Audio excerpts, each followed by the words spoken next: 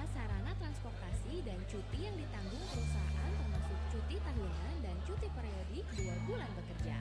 Menjadi karyawan perusahaan pertambangan memang harus memiliki fisik yang kuat, tapi ini juga sepadan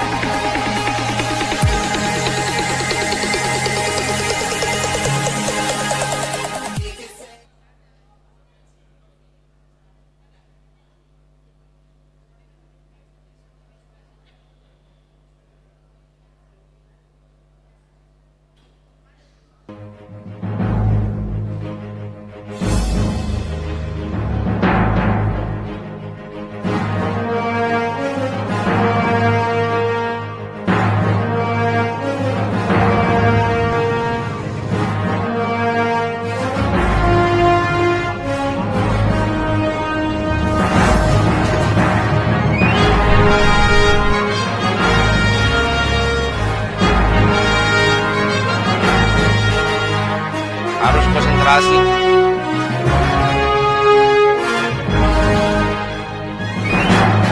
Terus selalu waspada.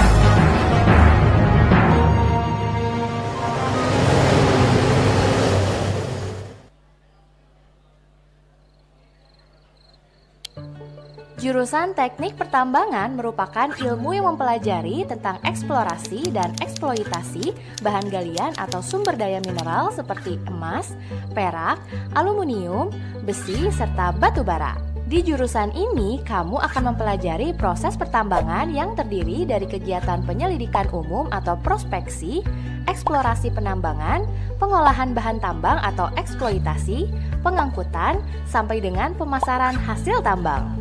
Bumi ini menyimpan kekayaan alam yang sangat berlimpah. Tinggal bagaimana manusia memanfaatkan kekayaan alam tersebut dengan cara sebaik mungkin.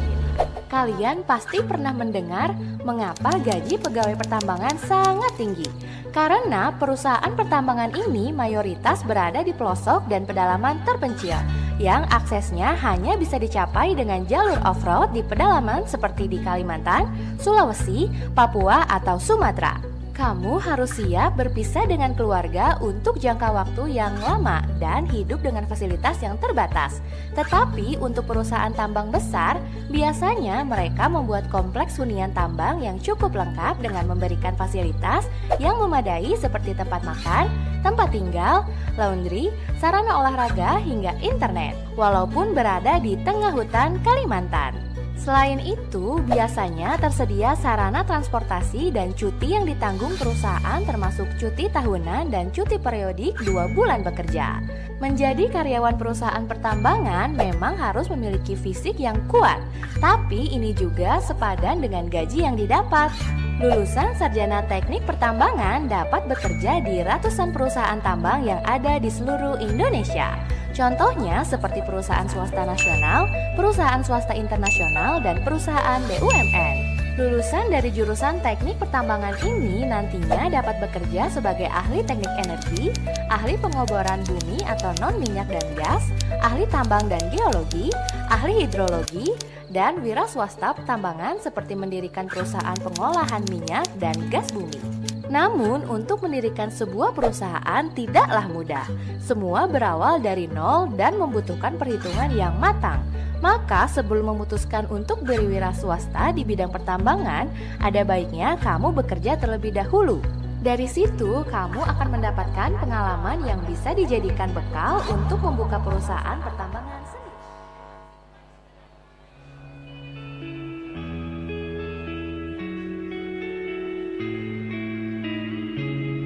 Perjuangan ini telah usai. Bendera kemenangan berkibar.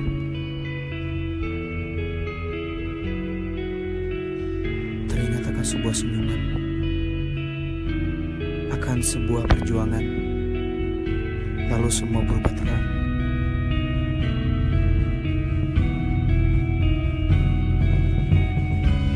Dan semua bernyanyi, menghentak.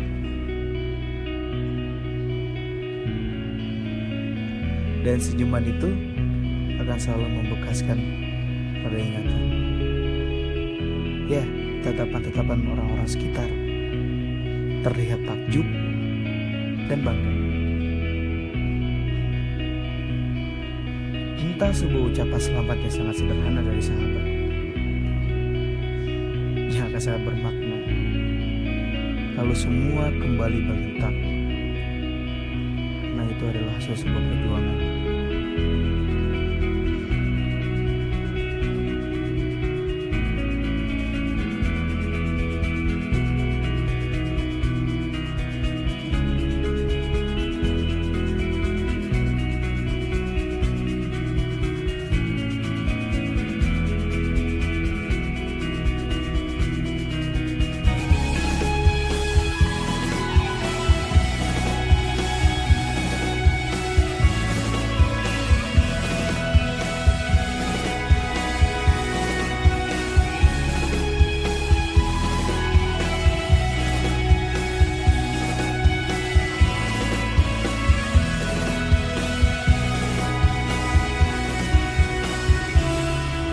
Dan sebuah pelukan hangat dari orang tercinta menutup perjuangan. Sedangkan timbul kembali canda tawa yang baru membuka jalan yang lebih terang. Terima kasih sahabat. Perjuangan ini akan selalu kuingat sampai di akhir nanti.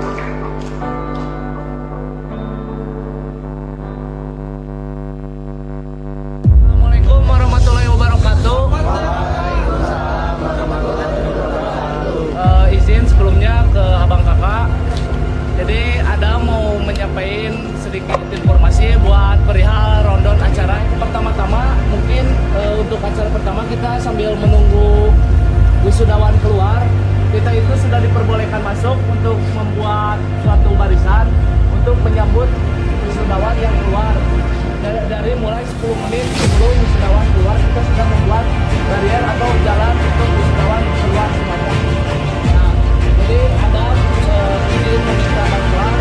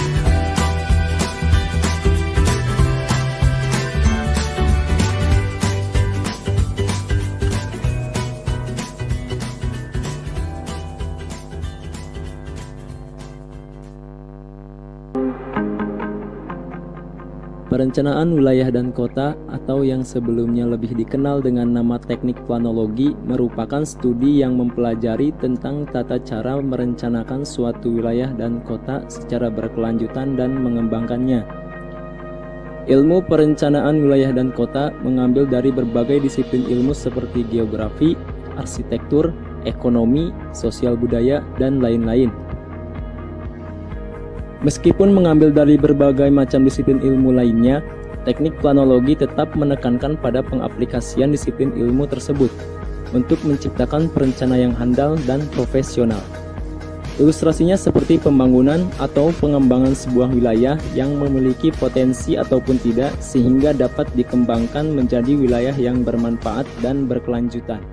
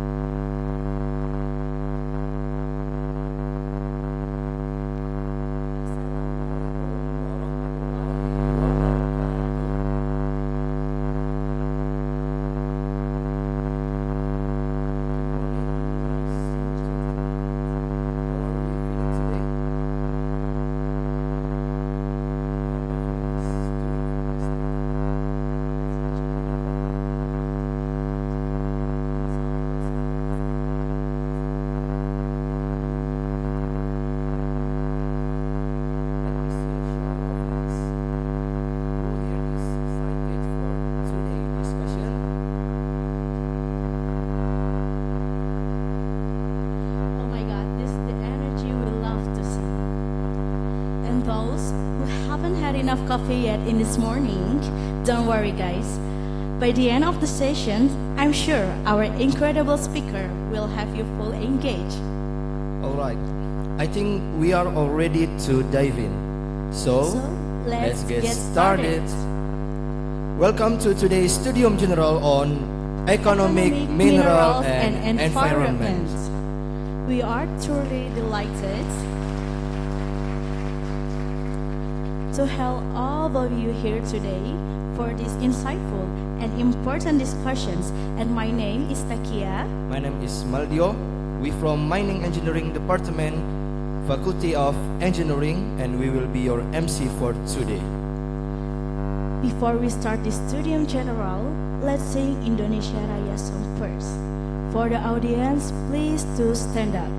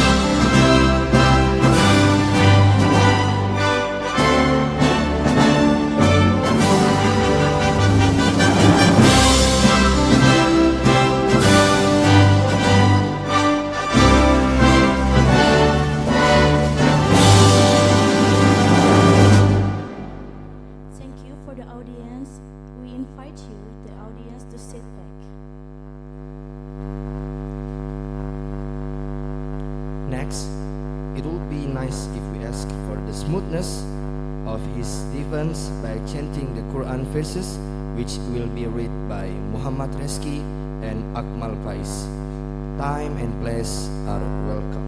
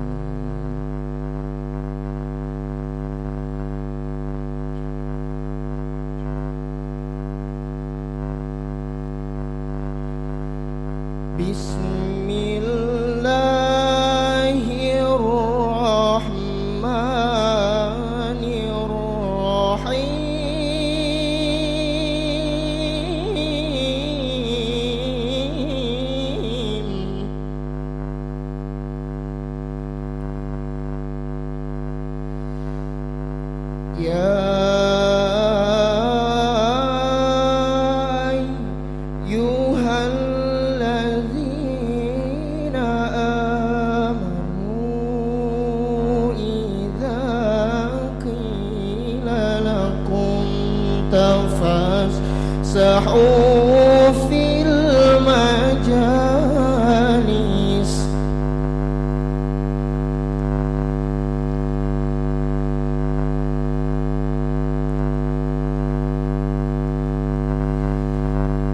إذا قيل لكم تفسحوا في المجالس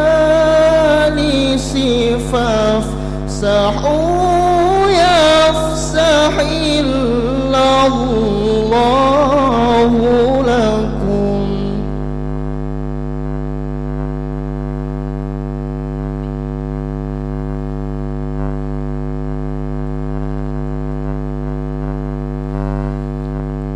وإذا قيل انشزوا فانشزوا يرفع الله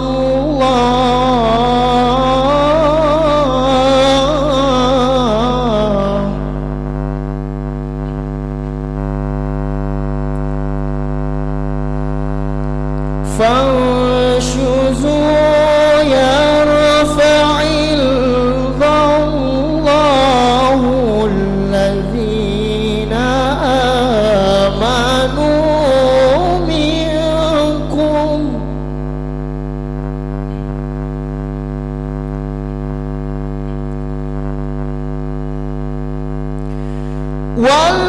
والذين أوتوا العلم درجات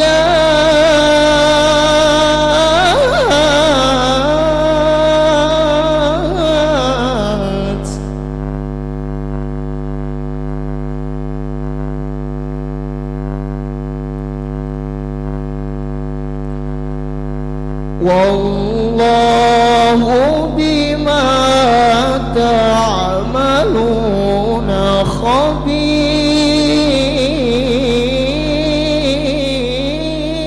خبير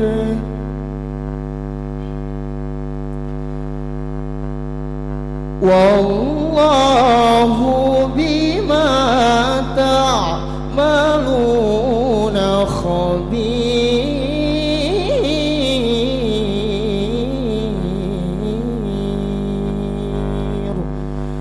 صدق الله العلي العظيم.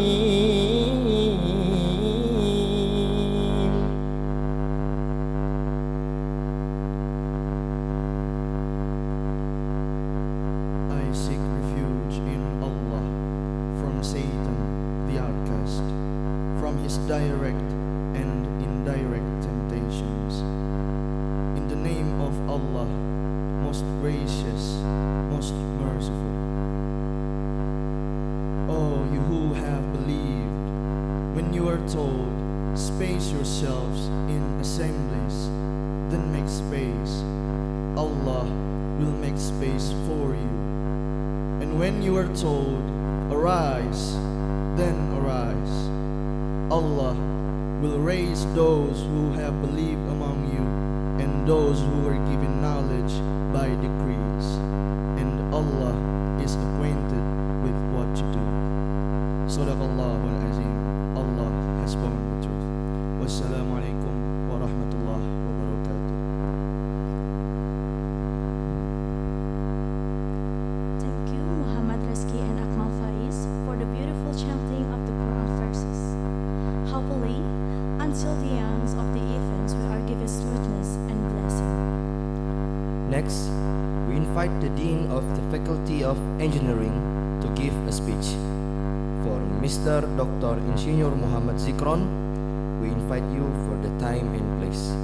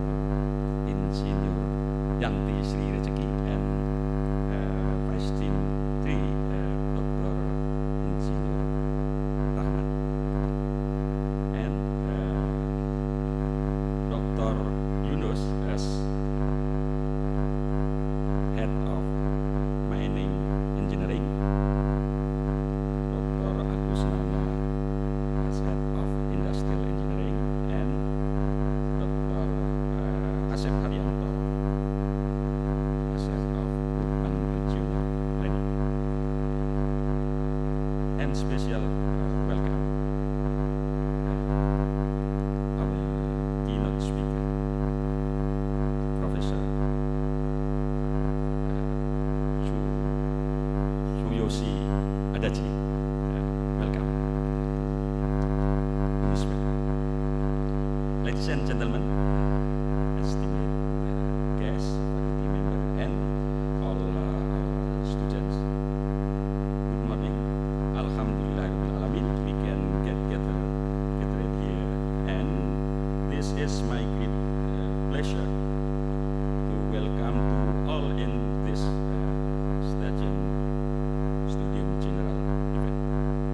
Today we come together not just as individual, but as vibrant community united by a shared interest in a topic that crucial to our economic and the future for Indonesia. The topic is economic, mineral, and environment. Before we go to, I want to introduce to our guest, Professor Adachi.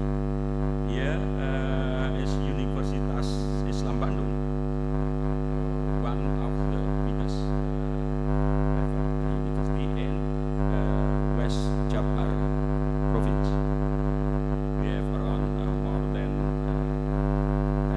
10,000 students, especially in engineering faculty consists subject of mining, industrial, and urban regional planning. As Dean of Faculty, I look forward to collaborate with every stakeholder that can improve our quality, and one of them will join with international partner, including Akita University. Mr. Rahman, as our cooperation person in charge, informed that there is possibility of double degree program. Moreover, we want to collaborate with more ways, such as joint research, exchange student, and advanced graduate study in Akita University. Furthermore, we encourage not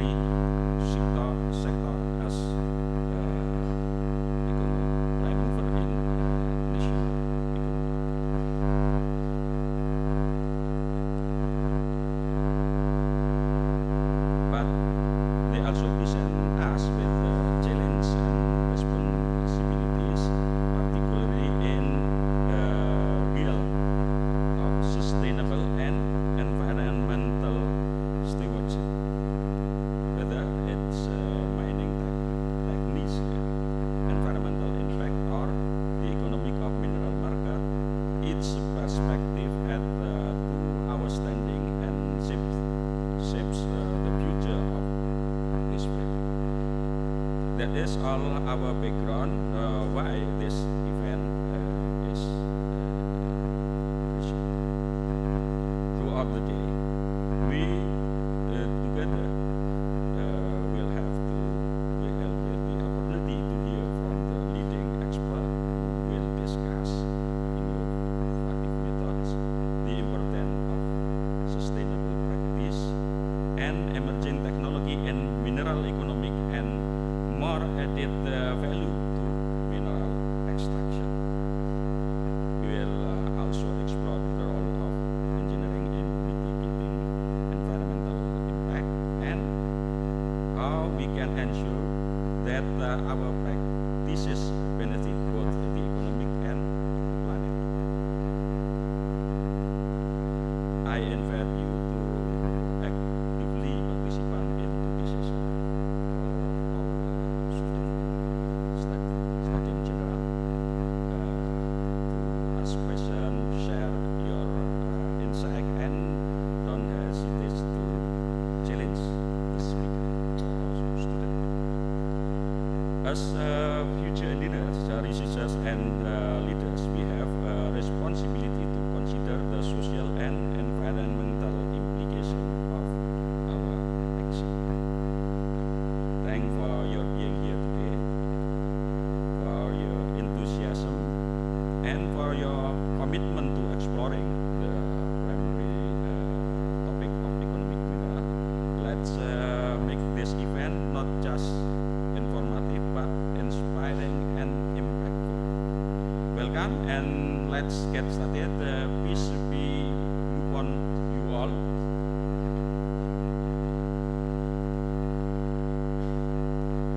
By saying Bismillahirrahmanirrahim, the Studium Generale event was official opening. Wassalamualaikum warahmatullahi wabarakatuh. Once again, please give a round of applause.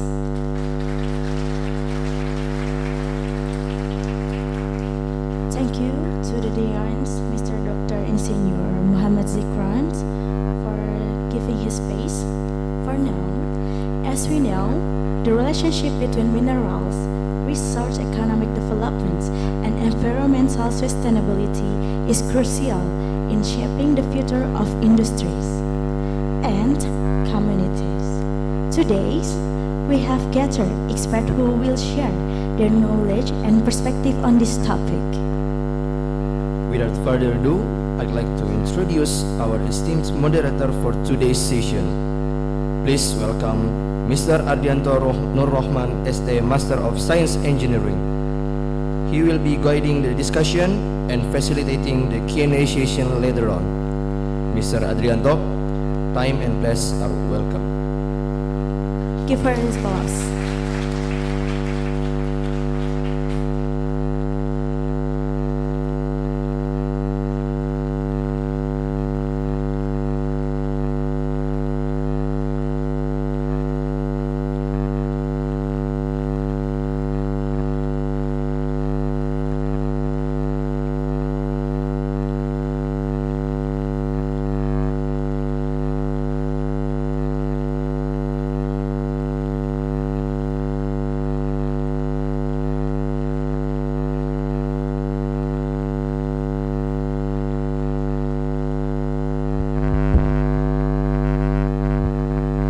Bismillahirrahmanirrahim. Assalamualaikum warahmatullahi wabarakatuh. Welcome, Sensei. We meet again after the class. Okay. Today we will have deep talk maybe about economics, mineral, and environment. And we also already have the guest lecturer from Japan, the Akita University. Please welcome to our stage our outstanding lecturer, Professor Adachi, and please give applause for he to go to the yeah.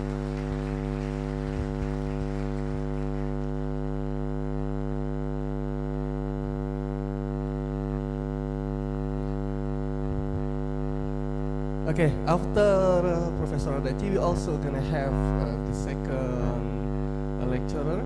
So this guy is the rising star of our department, and maybe you guys knows him.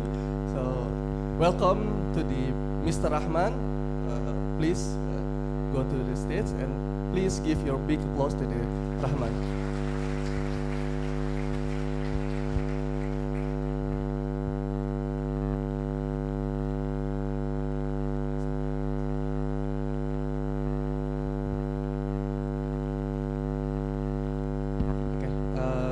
Please take a seat, Mr. Rahman and Professor Adachi. Okay.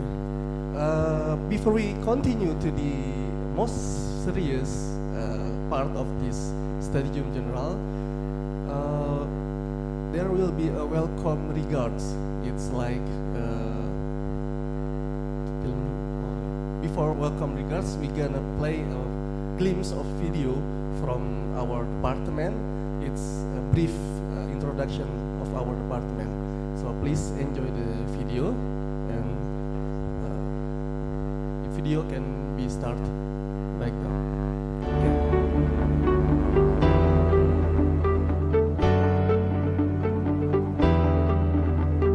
Welcome to the Mining Engineering Study Program, Faculty of Engineering at University Islam Bandung.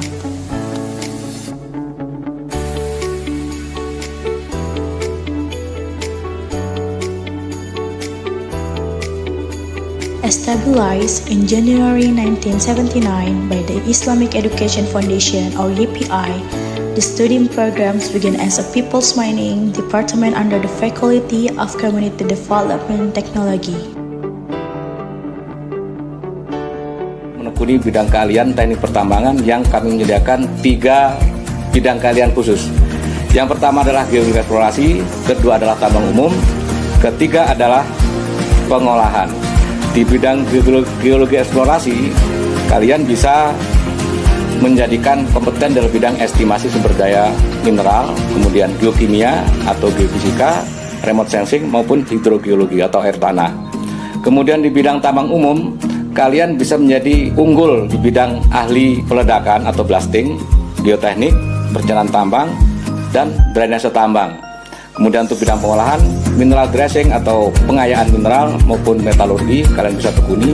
Di samping itu energi baru dan terbarukan serta korupsi bisa kalian tekuni juga. Kami tunggu kehadiran kalian untuk bergabung dalam keunggulan di bidang teknik pertambangan.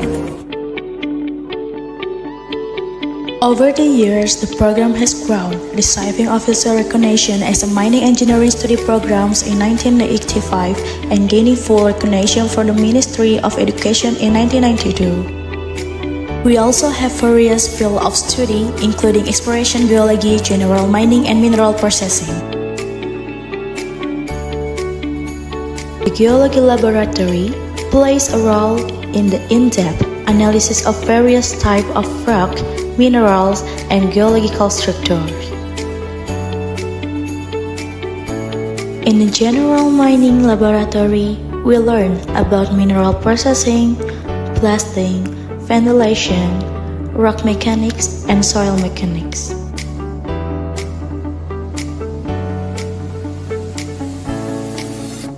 The exploration laboratory is focused on developing techniques and methods of natural resource exploration, particularly in finding and evaluating mineral deposits of economic value. In the mining planning and simulation laboratory, we learn how to play a good and correct mine by taking into account all aspects including the safety and productivity of mine worker.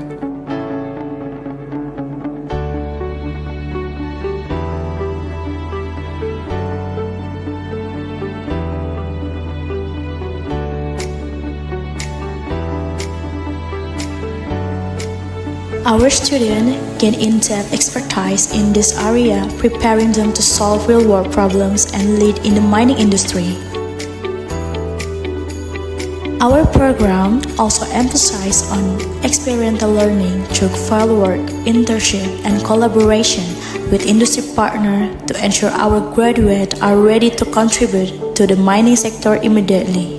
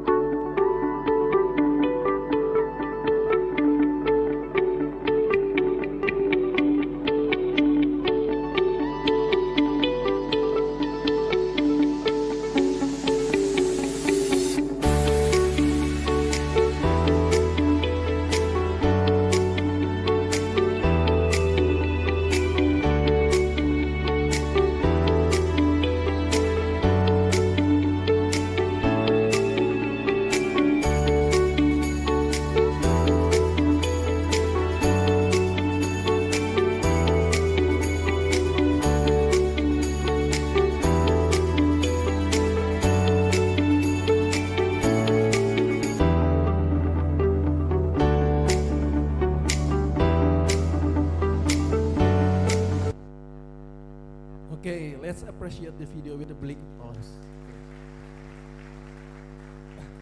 Okay, thank you. Please, Professor Adachi, let me introduce to our students leader body. Please, this is Sodik. He said that the students want to give welcoming regards for you. So please enjoy the regards from them.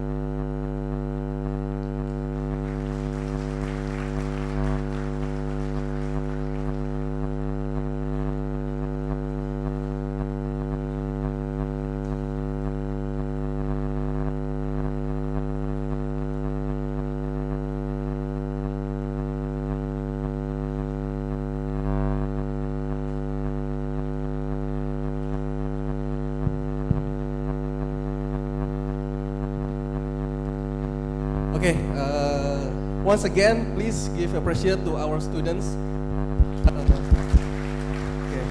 Thank you, students. Perhaps it will pleasure your welcome in here. The next, I will give the talk rules. So basically, we will have talk from two speakers, Professor Adachi and Mr. Rahman. Each of the speaker will have 45 minutes to talk, and after both of the speakers give their lecture or presentation, we will have 30 minutes questions time. So please prepare your questions. So this is a very rare event. We have a guest from abroad, and we can share a lot of knowledge here. So please prepare yourself, and also let's we together learn from Professor Adachi and also Mr. Rahman. So not to waste time anymore, Professor Adachi, maybe you can start. Rahman. Okay. First talk will be presented by Mr. Rahman, maybe. Okay. Mr. Rahman, please, you can start your presentation.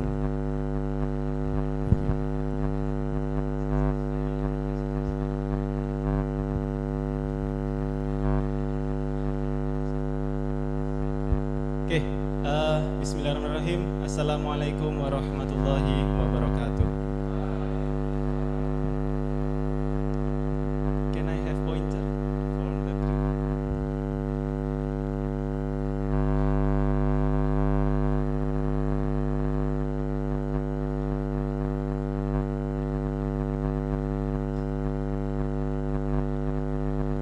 Okay, thank you.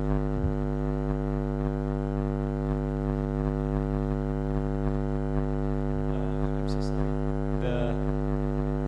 Because the light here is very high, I think it's not possible to present it.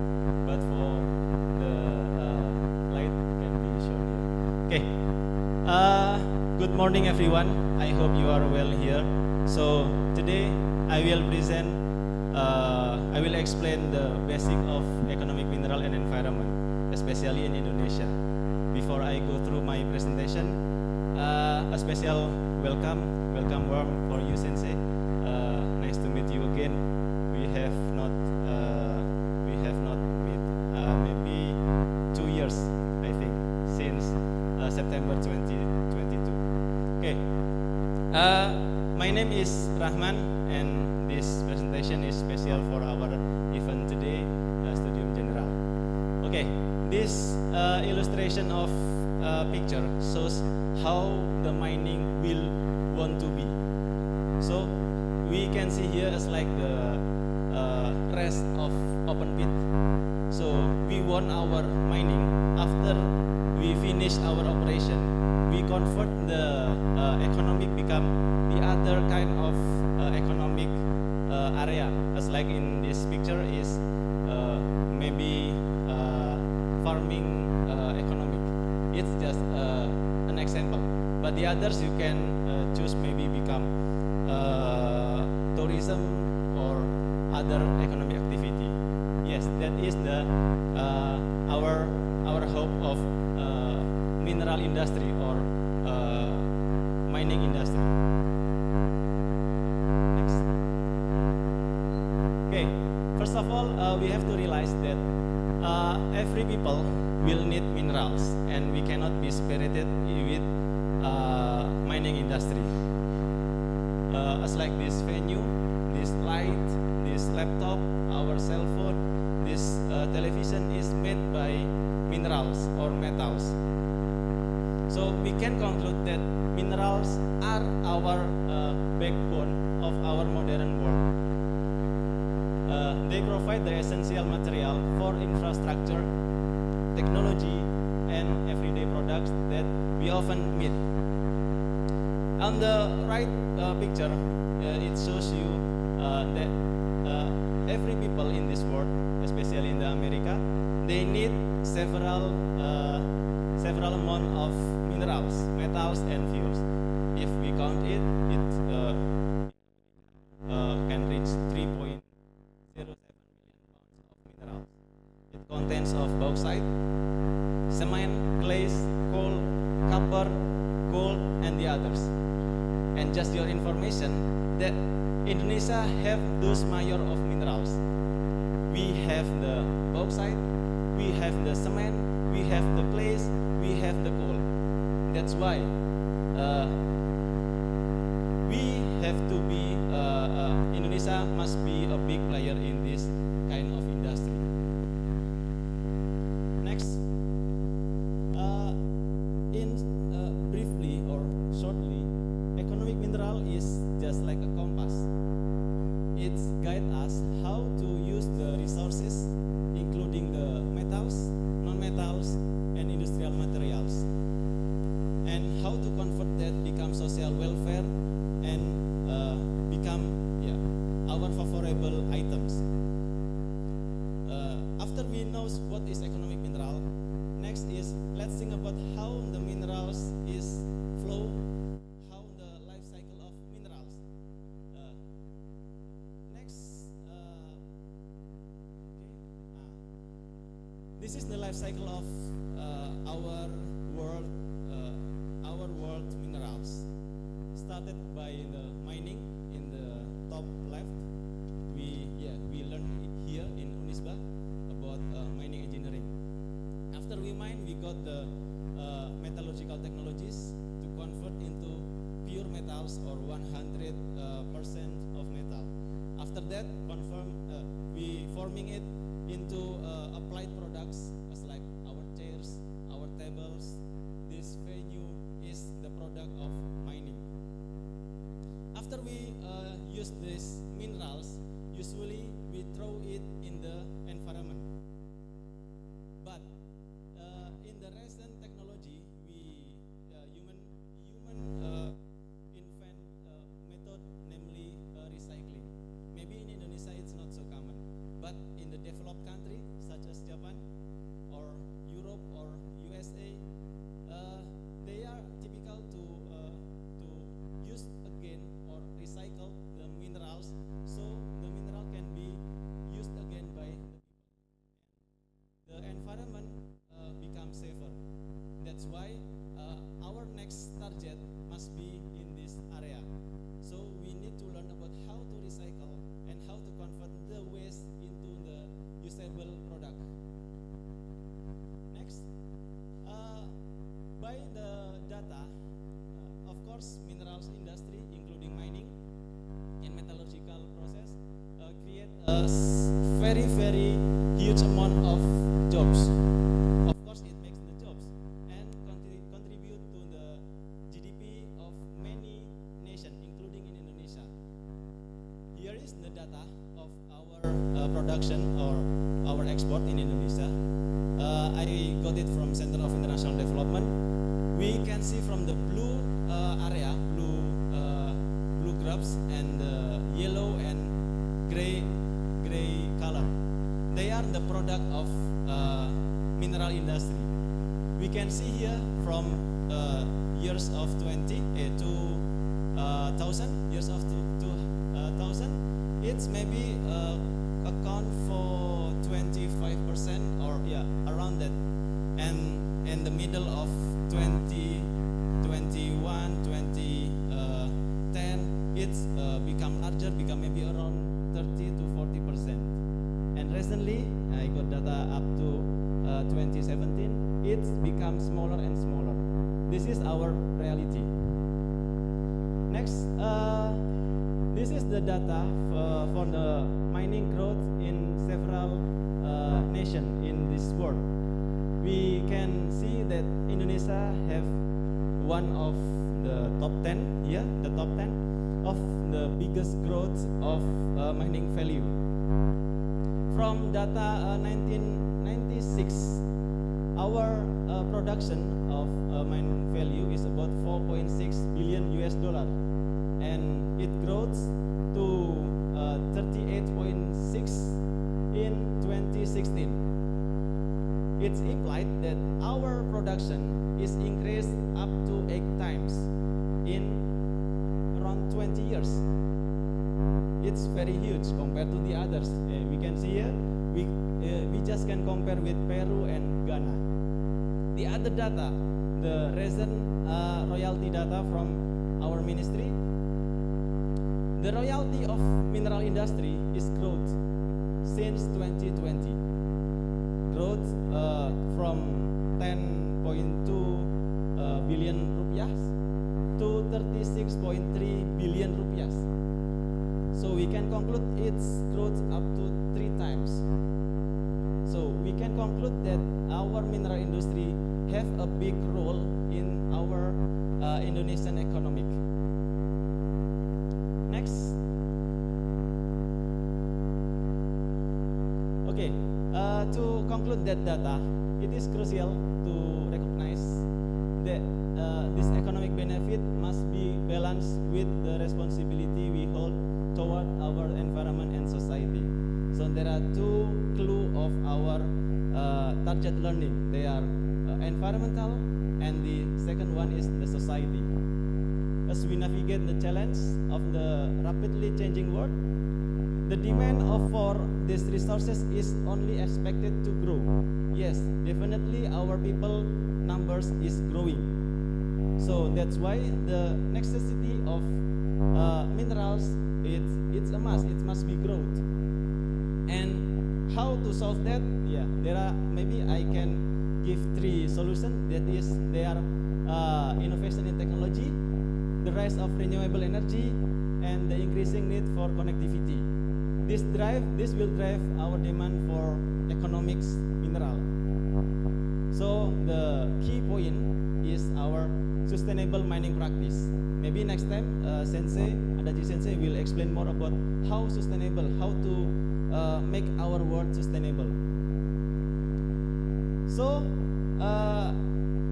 the implication is about the question, how can we extract these resources responsibly? And how can we innovate to minimize the environmental harm while still meeting the global demand?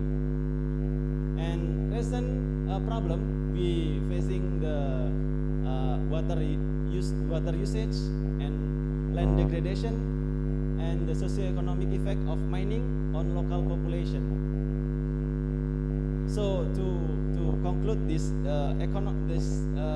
environment impact is how to immediate we took the economic benefit, but also the long-term impact on our planet and its inhabitants. So what our government do? There are several of law, but if I have to conclude into 4 words, they are exploration, good mining practice, conservation, and downstreaming. This is the maps of Indonesia. There are distribution of our resources for the mining, maybe in the right side. They are coal, and then non-metallic mineral resources, and of course the metallic mineral resources. We have nickel, we have gold, copper, iron, tin, and bauxite. So there are still large of area that is not explored yet. This is our government want to do. So our government encourage the private sector to take this exploration more and more, and we can make the map of distribution, and after that we can produce those resources and become social welfare by practicing good mining or sustainable mining. And then the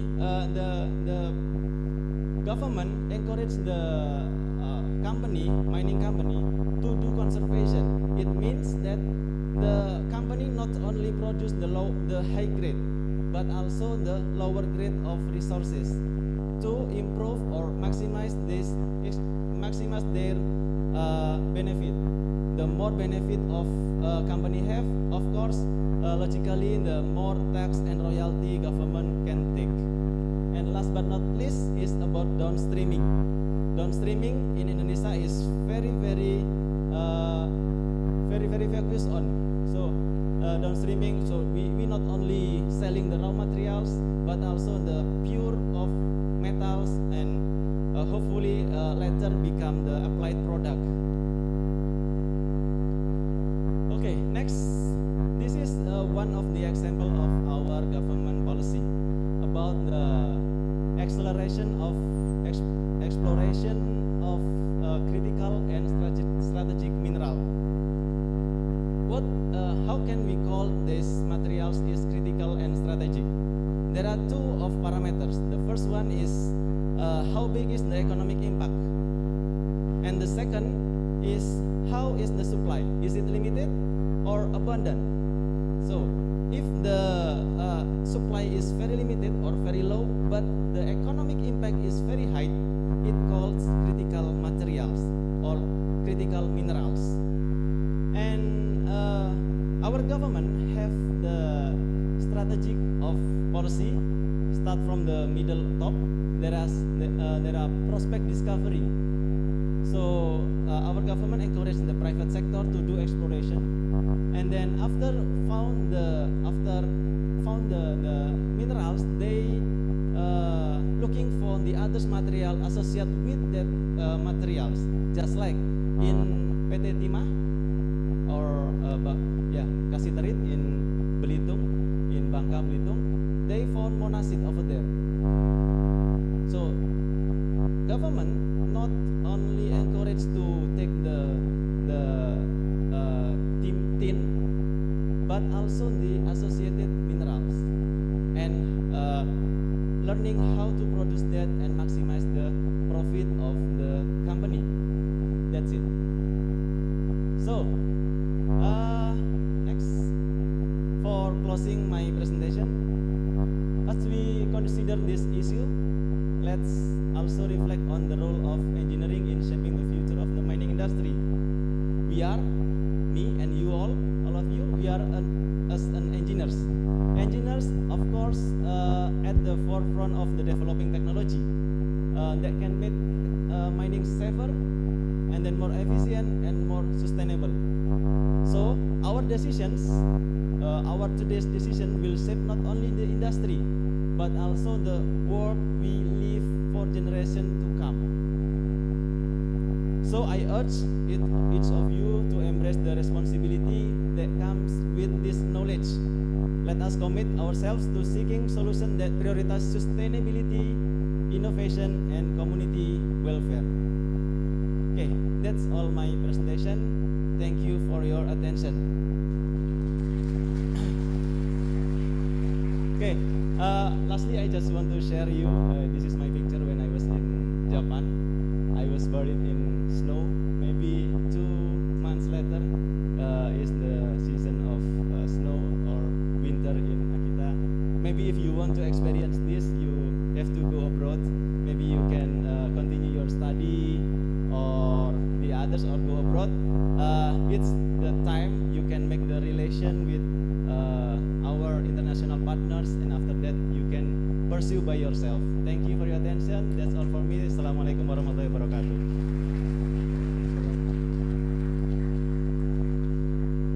Thank you, Mr. Rahman. Brilliant presentation, and still a lot of time remaining. So maybe, Professor, are you ready? Okay. The next speaker will be Professor Adachi from Akita University.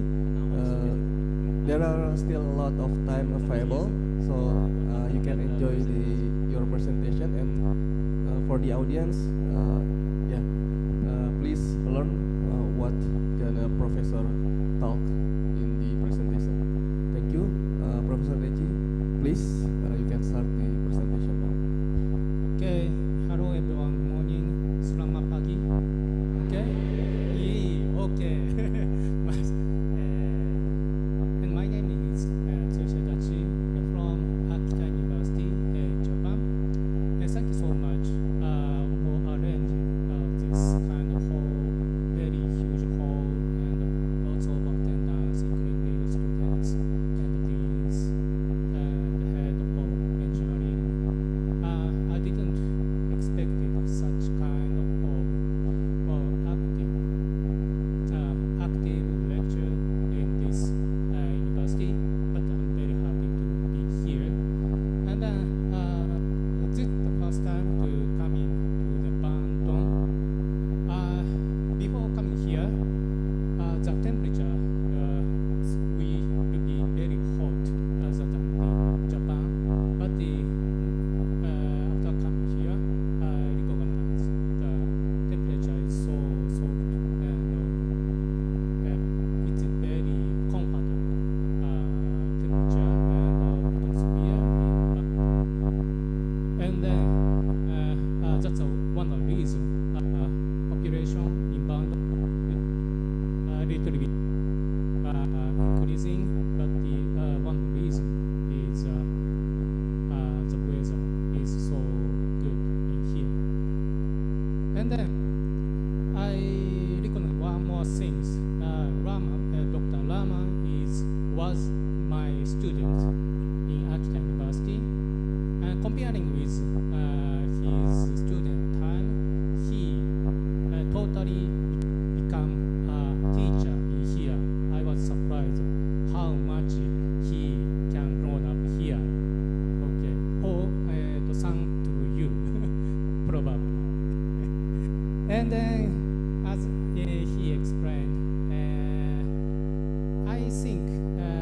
almost all of you don't know about Akita.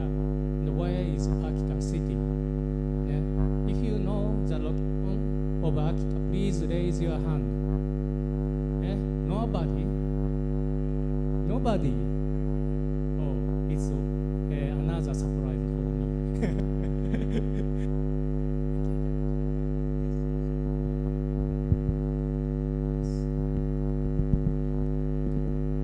Akita City is northern part of Japan island. I cannot see the map. Show the map.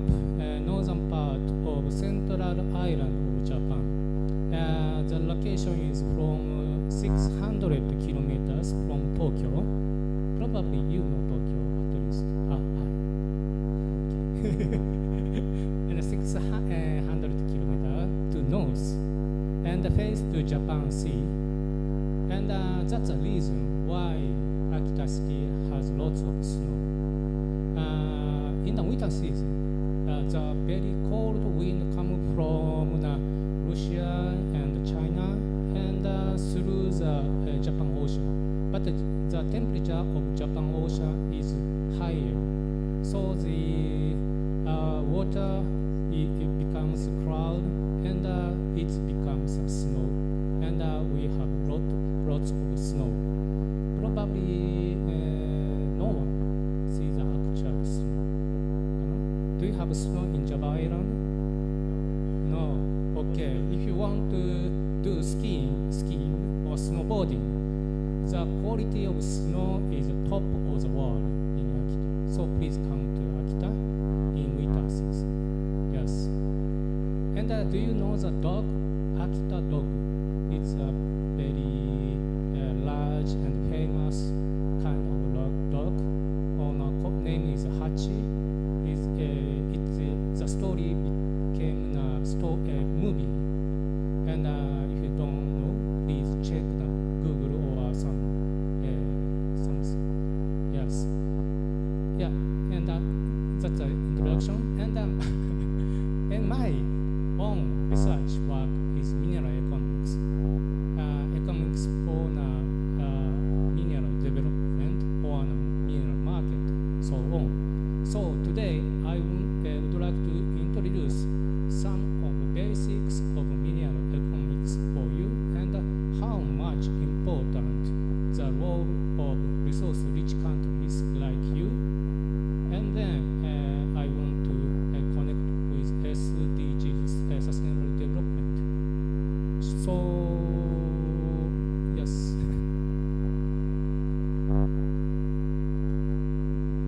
Towards sustainable society, recently SDGs or sustainable society becomes more popular in the world. And then, as I underlined, resources problem. Resource problem means keep sustain resource supply and prices will be still worldwide problem. This problem, resource problem, is not the new one. It is very traditional problems. However, as you well know, the amount of resources in the earth is limited. So today we extract resources from the earth. Tomorrow's resources will be reduced, and every day reducing the resources in the earth. So we have to think not only the global warming, CO2 emissions, etc. Not only them, but also the resources supply in the future together. This is my one of conclusion. And then recently, the problem of resources switched from the depletion and the use of the resources to the recycling or sometimes renewable energy generation or something. But please imagine the power solar or electric vehicles or such kind of equipment or renewable resources. They are made from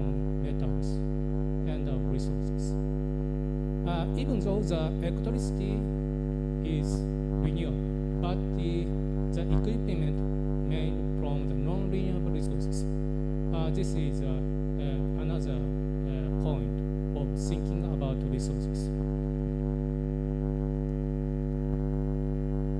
And then carbon neutral society have to be developed. This is another new concept. And as I said, these facilities, equipment also needs metals, and recently, high risk metal is called as critical metal or critical materials. This is one keyword in the future. I'll explain it later more deeply. And then bottom one is in the future, the world will need more stable resource supply. So now, the resource supply chain is very competitive. More and more year by year, and then it will need more stable resource supply to share all resources to all of the people. Not only rich men, they can buy resources even though the resources price is high, they can buy it. But in the ideal future society, all of the people can access the energy and resources in the cheaper level of prices. It is another important point. And together with reducing environmental impact of resources development is much more important. Yeah, and in the past time, not only world, but in Japan as well, some mine site could be in pollution, original pollution point. So we suffered from the, for example, acid mine, the drainage of the mine site, or air pollution from the smelter. Yeah, we need resources, but we need more eco-friendly resource development and smelter. Yeah, yes. Then, shift to the metal prices. This is a trend of metal price from 2000 to 2022, around so. And the blue one shows a copper price change, another one is lead and zinc. So please look at the blue one, it's a copper price. Have you ever seen such kind of trend of prices? If yes, please raise your hand. Price change from 20 years or more. Nobody. So nobody can to see the snow, and nobody can to see the chart of price. It's okay. I've explained that more kindly. This is price change, and y-axis shows U.S. dollar per ton. It means how much price of the copper 1 ton is the y-axis. So before 2004, the price is lower than 2,000 USD per ton.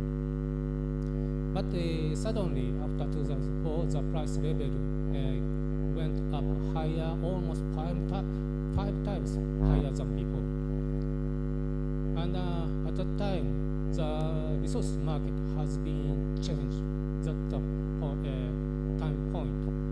Not only copper, but also other resources, iron, aluminum, nickel, and gas and oil also had increased from 2003 or 4. Please memorize it. And then after that, keep the high level of price for several years. However, suddenly dropped down in 2008 because of financial crisis in the United States. And then recovered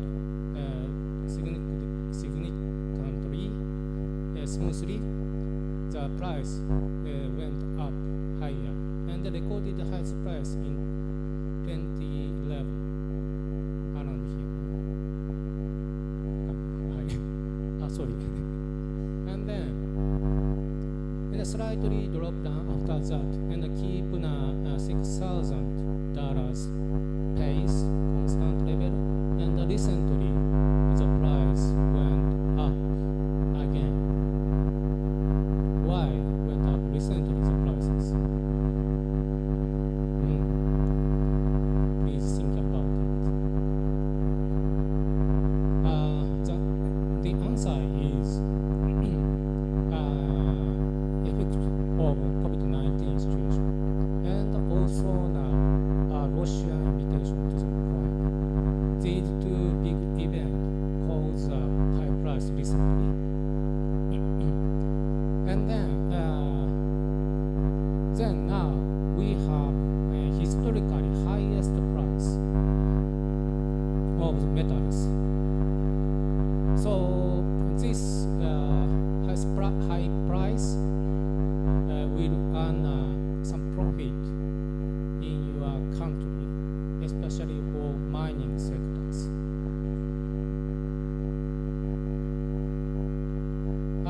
This is more long-term historical trend of copper metal price. Starting from 1980, as you can see, the 20 years from starting year, the level of price was very constant, about $2,000. And that in contrast, the 24 the graphs of price change has been totally different from before. And then comparing with the cost of mine site, this is an average cost of operating cost for each mine site. And then I plotted some lines. Bottom line shows $4,500 line bottom in July 2016. Higher cost mine site cannot earn a profit at that time. And then I plotted the more higher line in the top. It means about 10,000 US dollar. So it's a current price level. So almost all mine site can earn a profit much more. So the gaps from the black line to the bars, to the colorful the top, is been a profit of mine site. So even though the cost of mine site increasing slightly, I believe the profit can be obtained in the mine site. As you can see, this here is 100 cents per pound, and then the current price is $4.5 per pound, almost 5 times higher than the operational cost. I want to skip this one. And so skip this one. Sorry.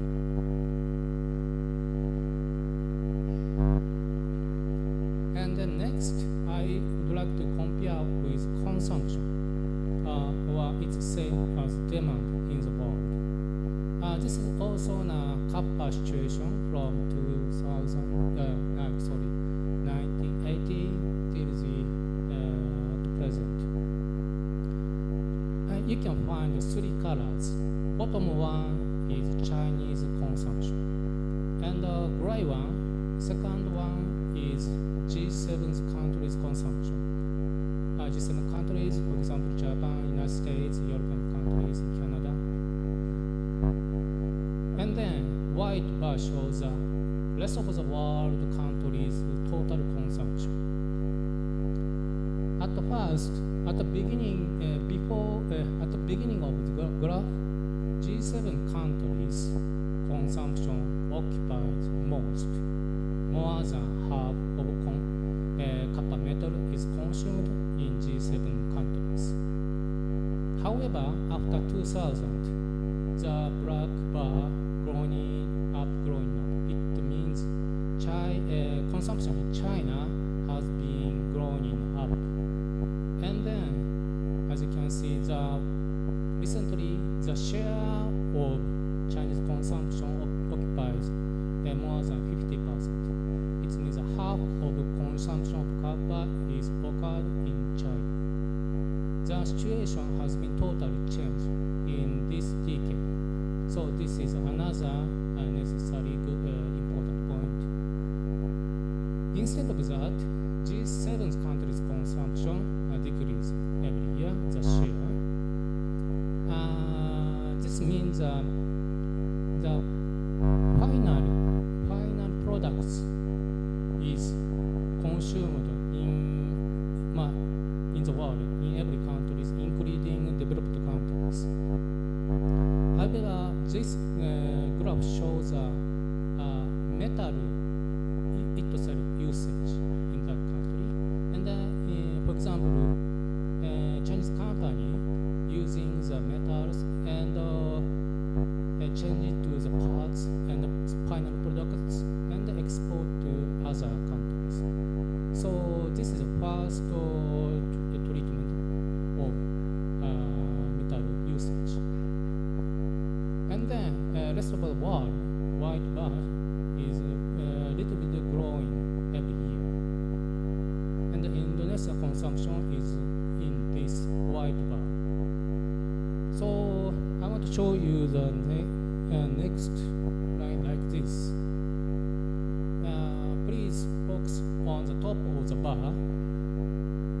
We can find it, the world consumption, total world consumption increasing very smoothly for 30 years. From 1990 to 2022. If you can agree it, yeah, smooth. And I calculated the average growth rate. It was 2.8% annually every year. In contrast, you can remember the price change was so volatile. Volatile means up and down after 2004. However, the demand growth is so constant. What happens? Before 2004, the price main factor to decide the price is supply-demand balance of metals. However, after 2004, the main factor becomes another factors such as speculation or money invested into the resource market. Money investment is occurred mainly in a stock share market in the world. However, after 2004, such kind of money inflow into the resource market. It's a reason why there is no relationship between demand growth and price change in these two decades. This is another important point to understand the price change. Okay? Hi.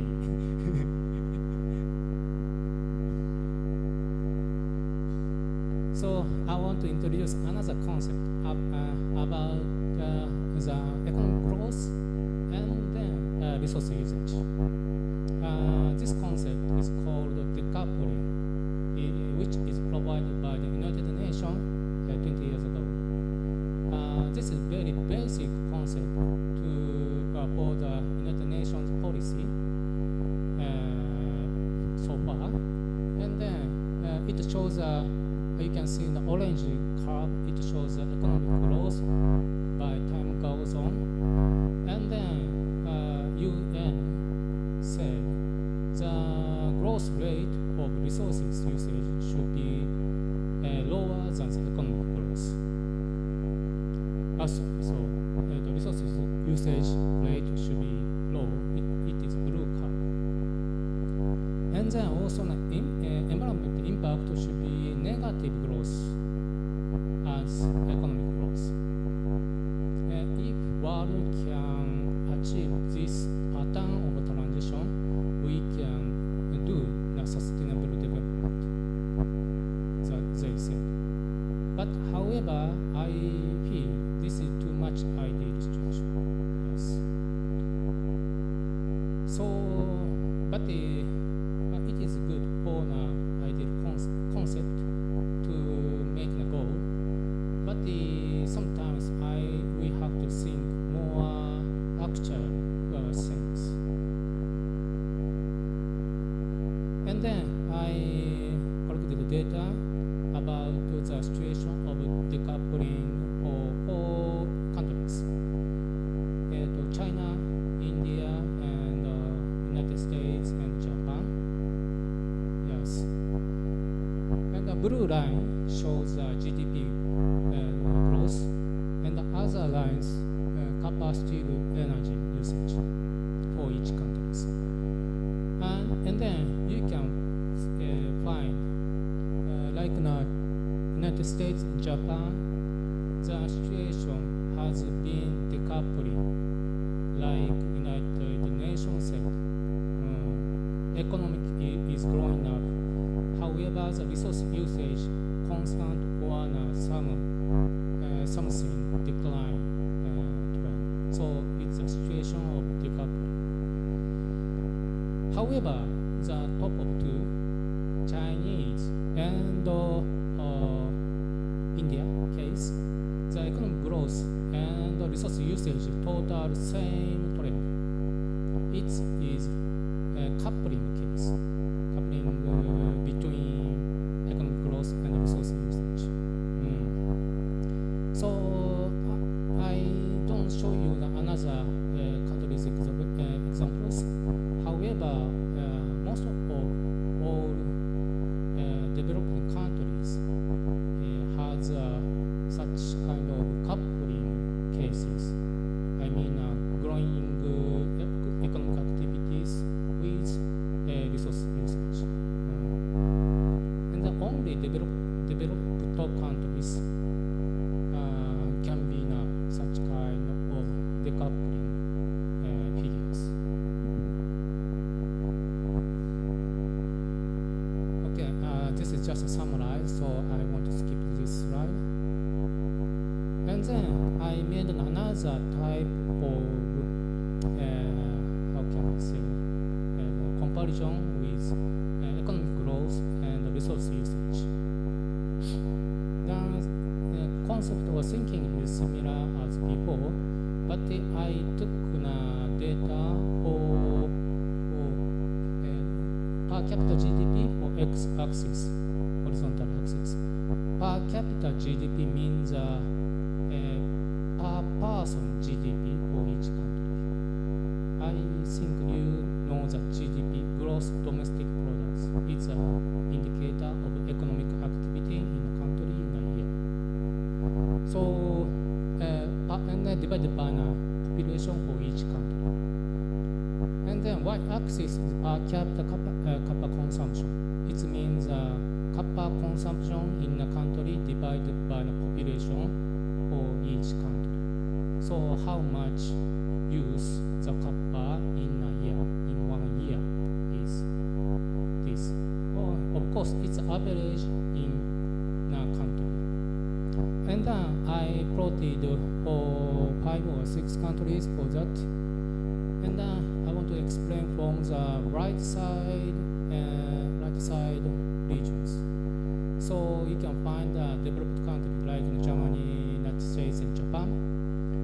Their GDP per capita is higher, and then their per capita consumption are decreasing.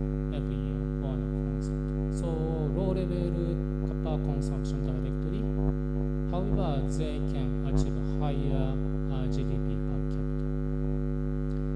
And then, in opposite, Chinese data is plotted by red dot, and also India's is there. So Chinese consumption is increasing every year as their GDP growing. And then their current level of consumption is 10 kilogram per person every year. 10 kilogram, how much?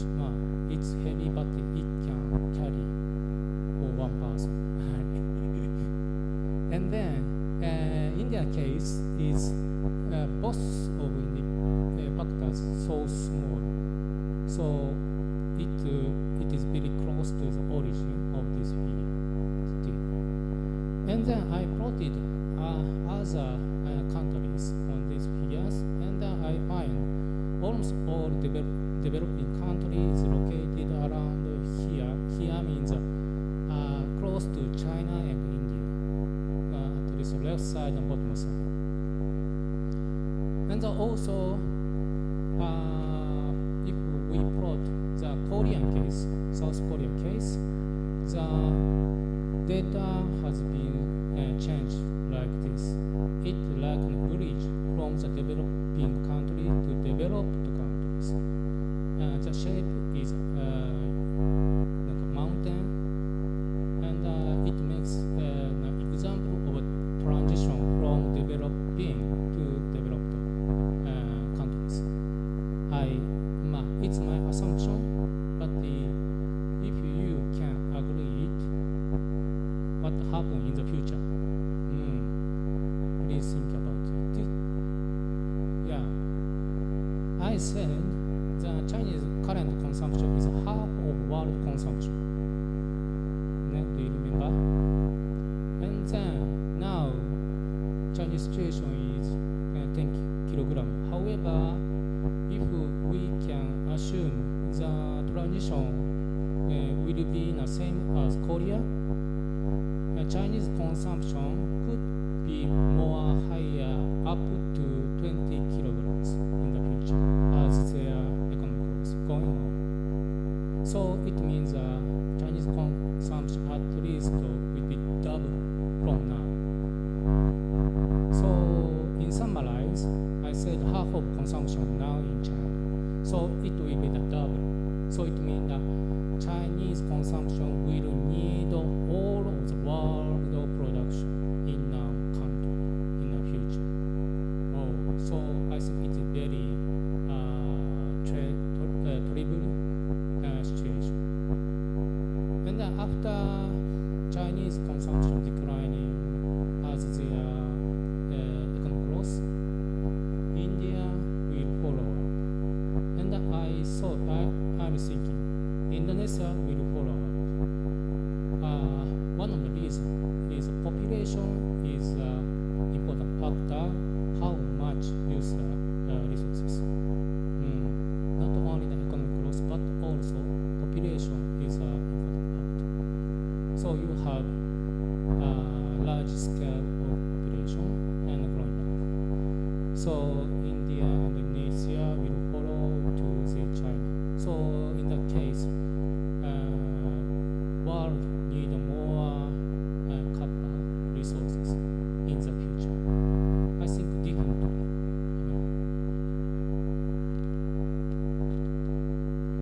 I want to skip this slide.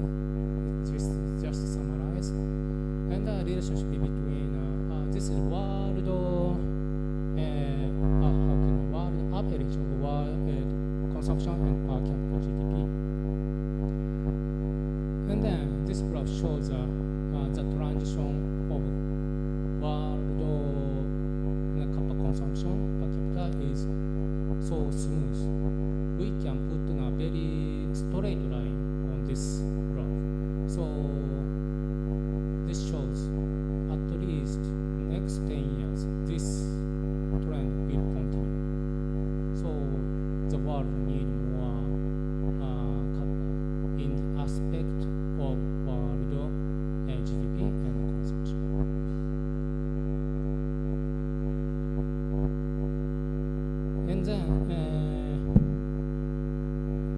I'd like to introduce another concept more related to mineral economics. So it's IU, intensity or use, which is demand divided by GDP. So it's very similar to previous slide, but now the combination of GDP and demand consumption. And then in theoretically, the IU should be taken in inverse U shape, like the mountain shape. It's like a Korean case. So because at the first stage of GDP, per capita income is same as GDP. At the same primitive stage of country development, the country don't need so much resources because the main industry being agriculture or forestry fishery also. And after developing, they need more resources to make manufacturing industry and also take care of infrastructure of the country. And after that, the industry matured, the main industry shift to the service industries. Service industries such as bank service or education like university and other service industries like shopping mall or so. And then they don't need so much resources for earn 1 unit of GDP.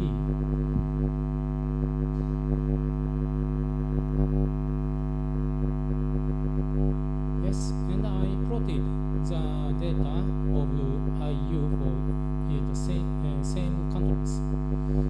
And then the result is very similar to per capita consumption. And right side and bottom area developed countries occupy. And China and India is still in the left side. It means the per capita GDP is still low. And only Korea has a inverse U shape like this. So if we can assume this Korean transition again, before 15,000 per capita GDP, the IU could be increased, and after that, their IU will decrease. So this is also another evidence how much increase resources demand in the future.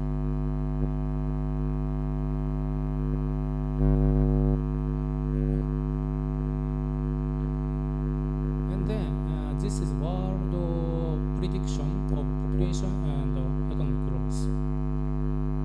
World population will be more than 10,000 million. It means 10 billion in the world until 2100. So, and then also GDP will increase in the world.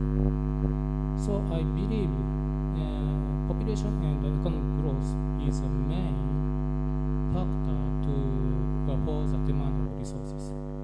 Both of factors definitely increase in the future, so it means resource usage and demand will be increased in the future.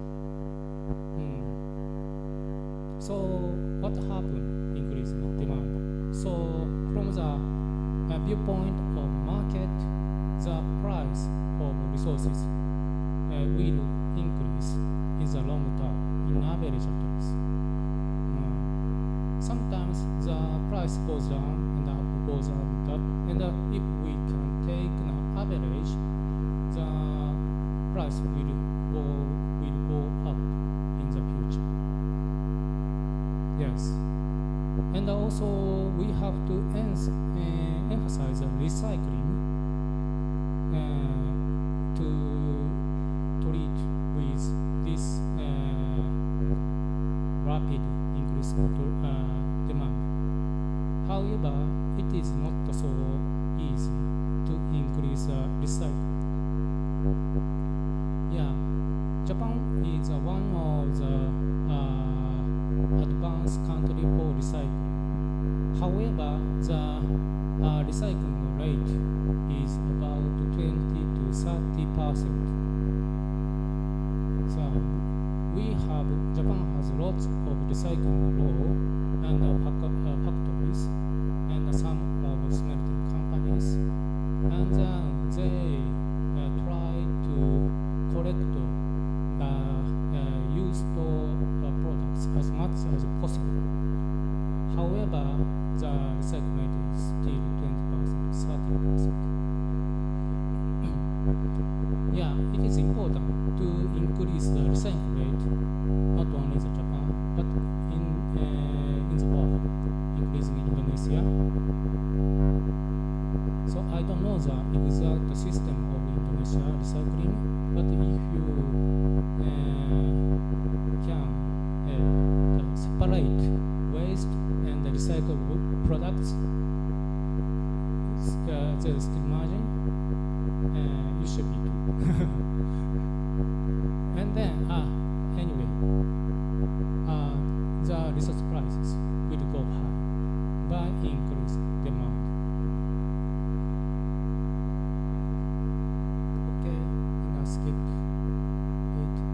And I want to introduce some recent problems about resource depletion.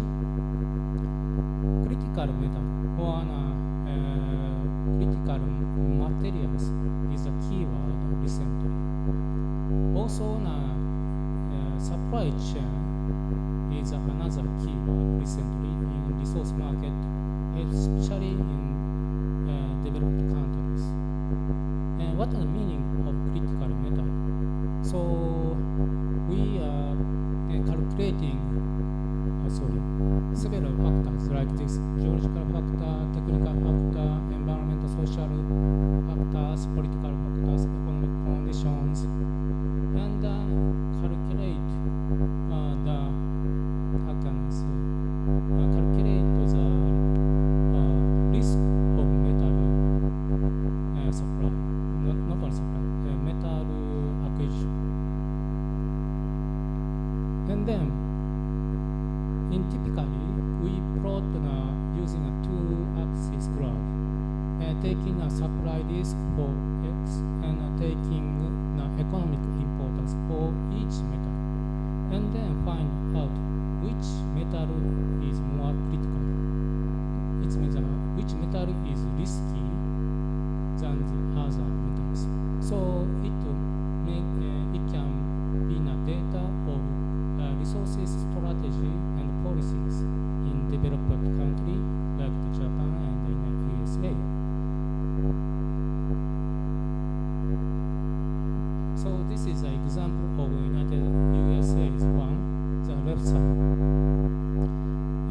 The first trial was done about 20 years ago, and then they concluded that platinum group metals, palladium, platinum, rhodium, has high risks of critical metals. It means the supply is high and the impact of economy is high. And then also a rare earth element is very crucial for United States. And then imposite the black one, left side is copper. Copper's supply risk recognizes low, but the supply restriction impact will be high. So by using such kind of result, we can make a strategy. And the important point is this critical analysis is differ from countries. So in Japan case, Japanese government or company have to make their own critical material analysis. And then if Indonesia need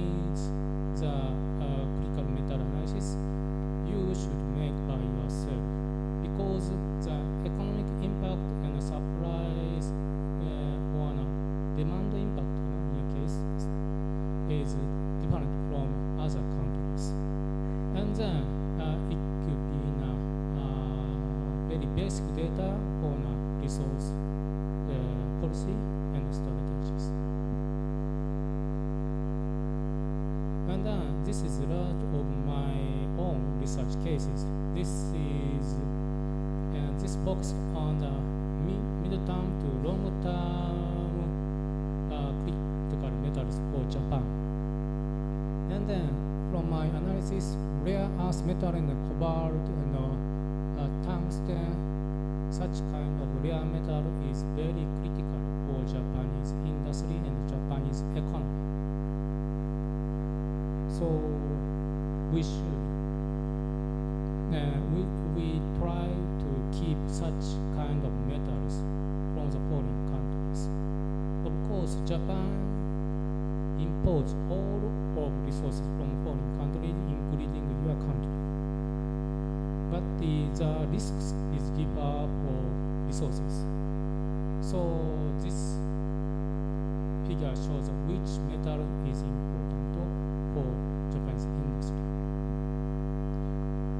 And let's skip it, same thing. And then this is the final one. The new concept, no, not so new. This is called circular economy. You know well about the recycling.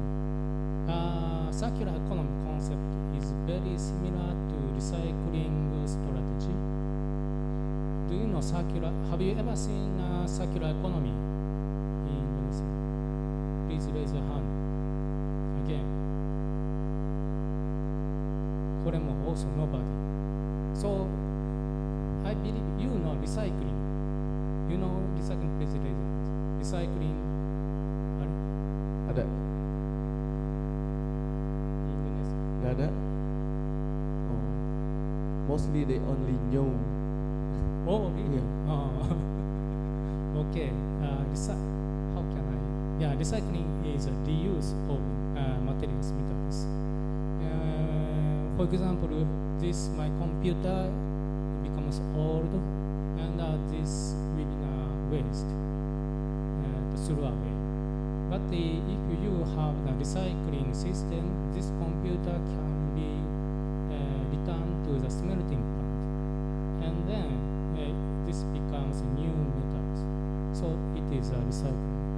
And then more closer case, papers and plastics and cans, drinking cans and pet bottle of drinking. They can be recycled to become a new material.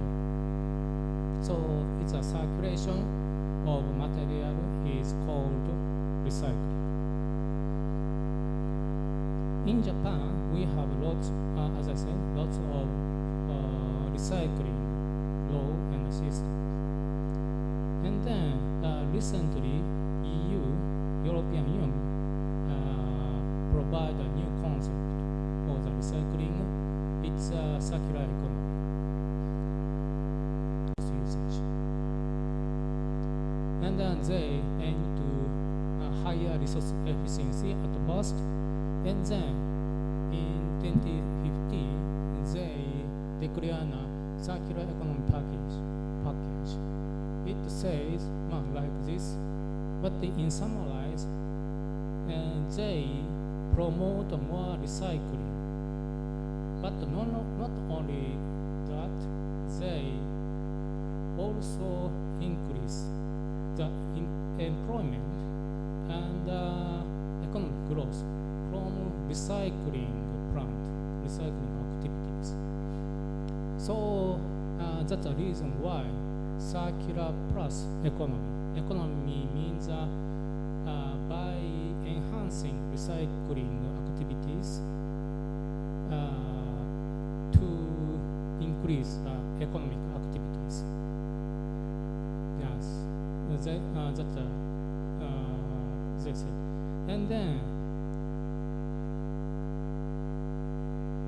there is a comparison with conventional and circular economy.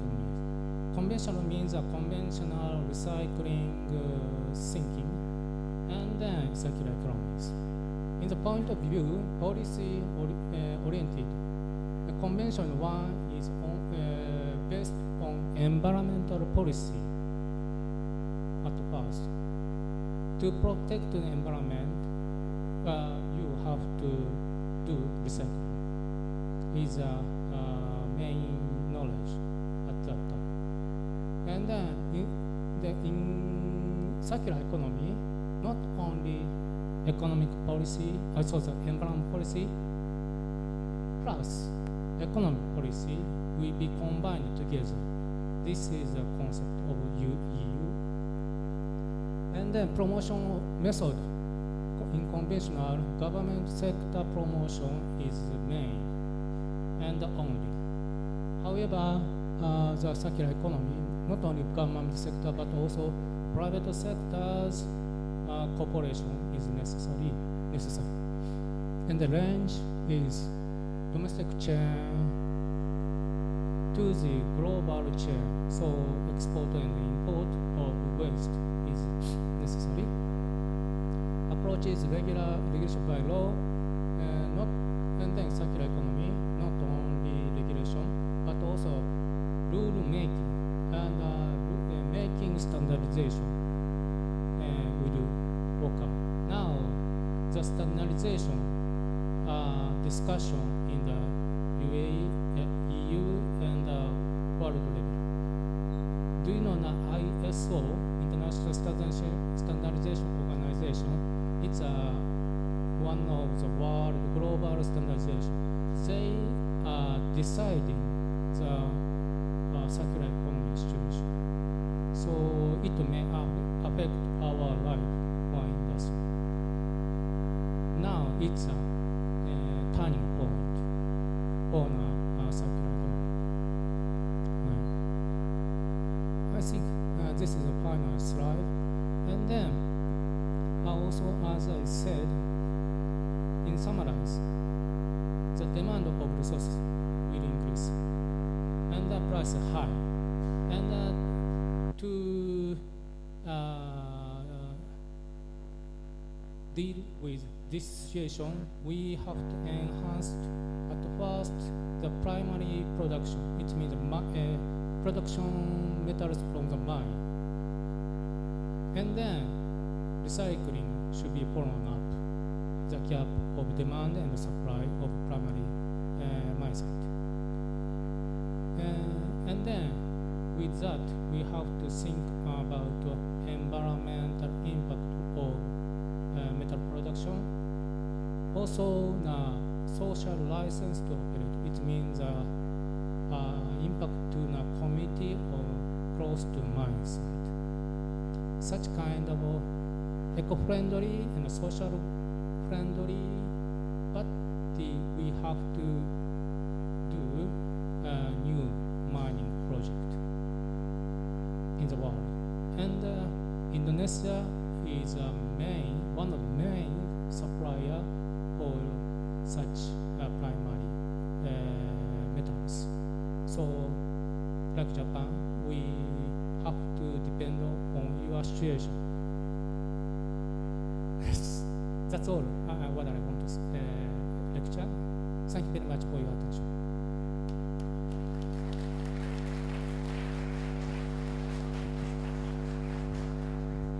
Thank you so much for the fascinating presentation, Professor Adachi. So, okay, before I go to the audiences for the questions, maybe I will firstly the one that have questions about your presentation. So it's a little bit intriguing about the copper. Predicted will become a critical materials in the future. So we Indonesia currently depend on the fossil fuels quite huge, and we try to shift to the electrification in our country. I believe, and maybe I presume that China also doing the same or align with our policy to do the electrification. contradicting with the copper that gonna be the critical materials in the future, and our policy go to the electrification, and maybe also the China also doing the same. So what is the direction goes to the wrong way, or maybe is there anything that we should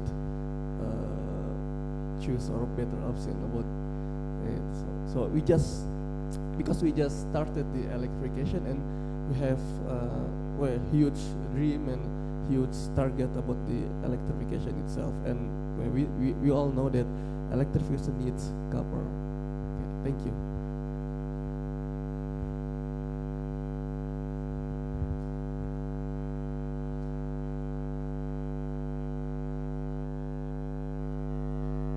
Thank you for your comment.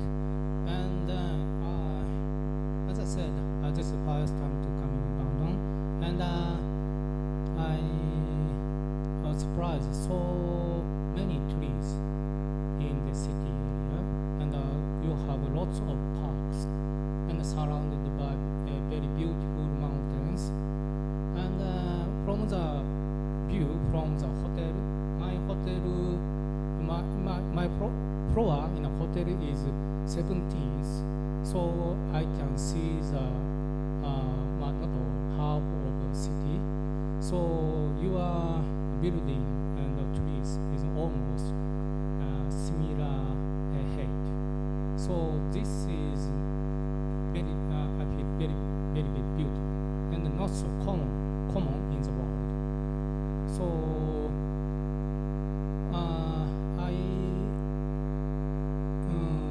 I can't believe how tall forest that trees can grow up this year. Yeah, probably you said you have lots of rain or something, but it's not the usual situation in the world, even in Japan. So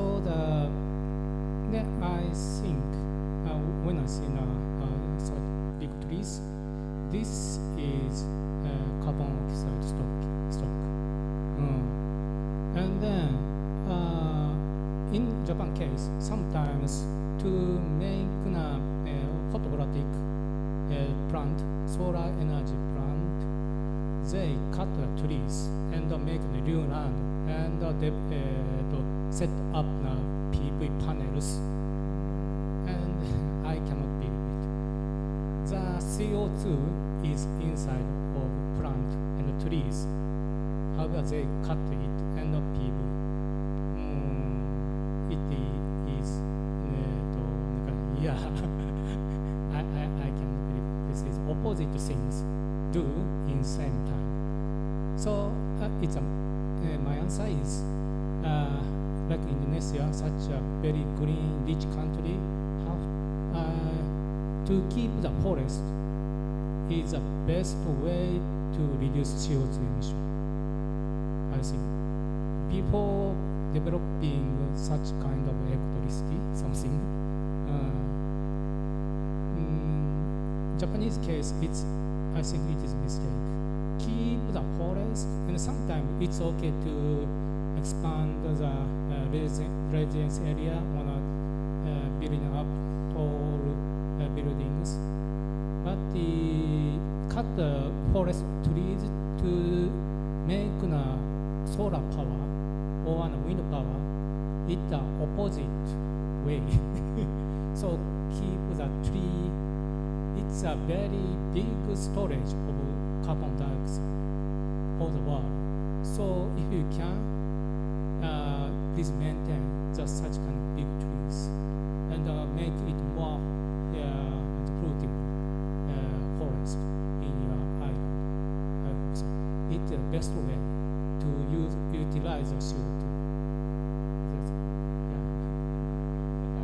That's what I want to say today. Okay.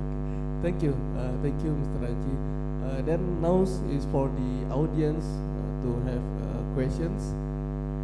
First, I want to let Professor Adachi and Mr. Rahman know that we also live on YouTube, and also there are Zoom room that join our conversations today. So before we jump to the online participant, first maybe I wanna give a chance to the audience in the room first. Is there? Okay, the first one. Yes. Yeah. And oh,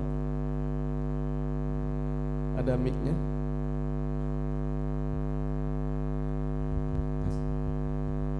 Baik, Assalamualaikum warahmatullahi wabarakatuh. Selamat pagi, good morning, and ohayo gozaimasu. Hello, my name is Hashim Fadil, and welcome to Bandung Sensei, and I'm so happy that you with us today. I would like kindly ask about what kind of environmental impact should we reduce or remove to sustain the resources supplies like metal and copper prices or other. That's I can ask and think. First part of your question. Could you repeat? Diulangin lagi pas bagian terakhir lagi. What kind of environmental impact should we reduce to sustain the resources supplies like metal prices? Yes. Thank you. Now, many mining company try to increase the cost of environmental protection, and then the trend is started from 30 years or 40 years ago, but the increasing cost for environment protection is increased every year, I think.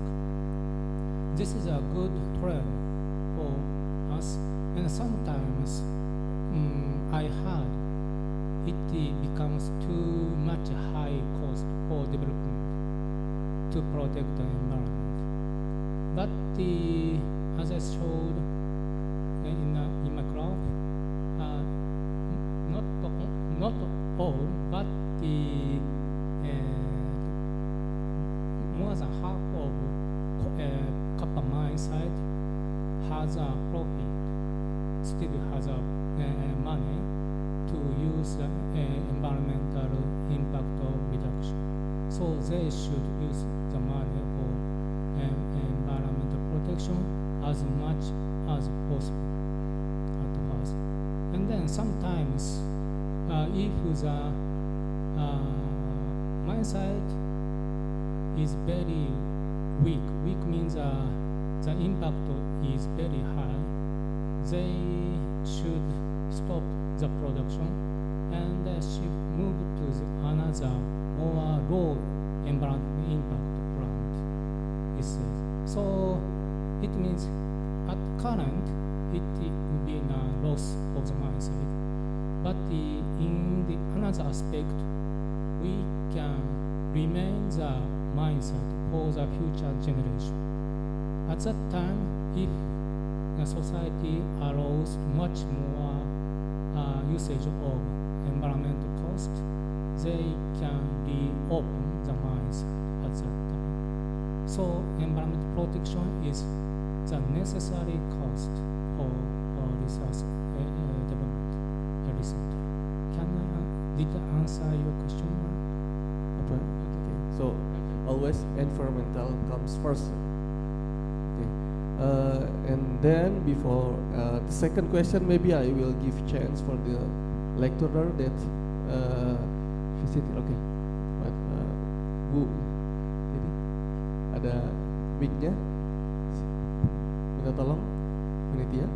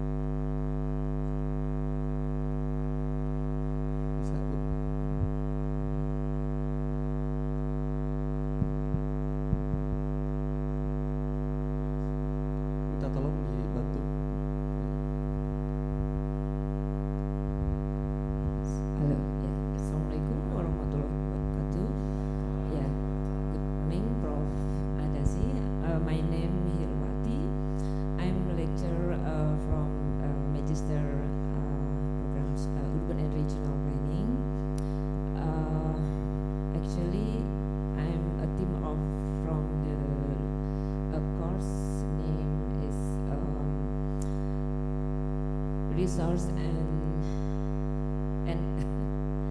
natural resource and planning and environmental planning. Yeah, I'm happy that you recognize about that Indonesia is a big supplier for the mineral for the other countries, and that is we feel it's important to study about our potential of mineral. Yeah,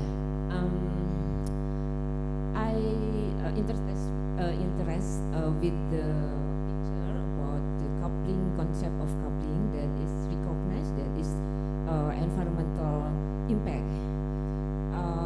But I didn't see that the condition it could be decrease the naturally the cost that we the benefit from the business from the mineral, especially that you have all the GDP rise and also the mineral rise. I just want to know if they analyze for this took the environmental impact to that picture. Second question about sustainable development for the sake our future generation. I learned that we know that non-renewable have the fixed. It should be the fixed reservation in our earth, and then I see that is the graph that we should to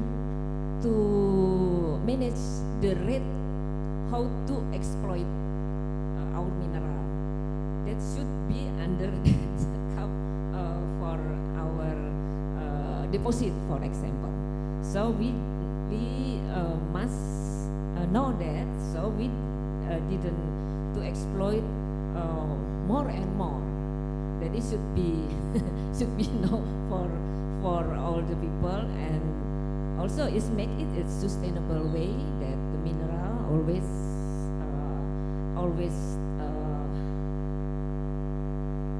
tersedia available for our next generation.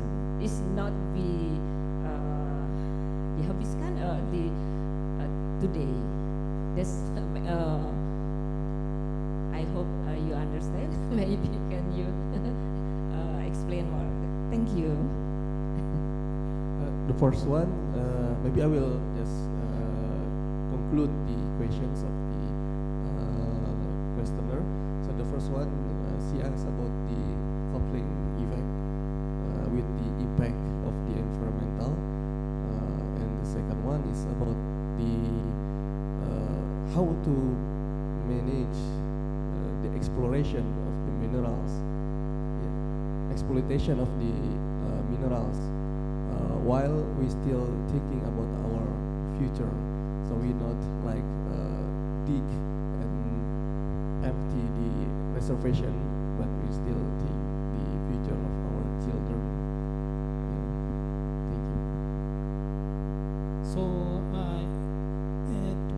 two questions, and the first questions, as I showed this one, the coupling.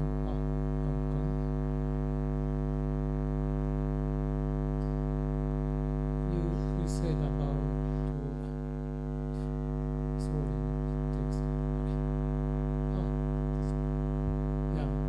environmental impact should be goes down, and then as I said, this is too much ideal situation.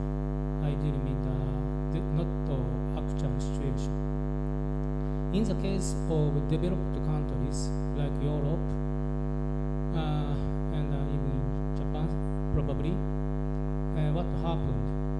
We successfully reduced the environmental impact in our country than before.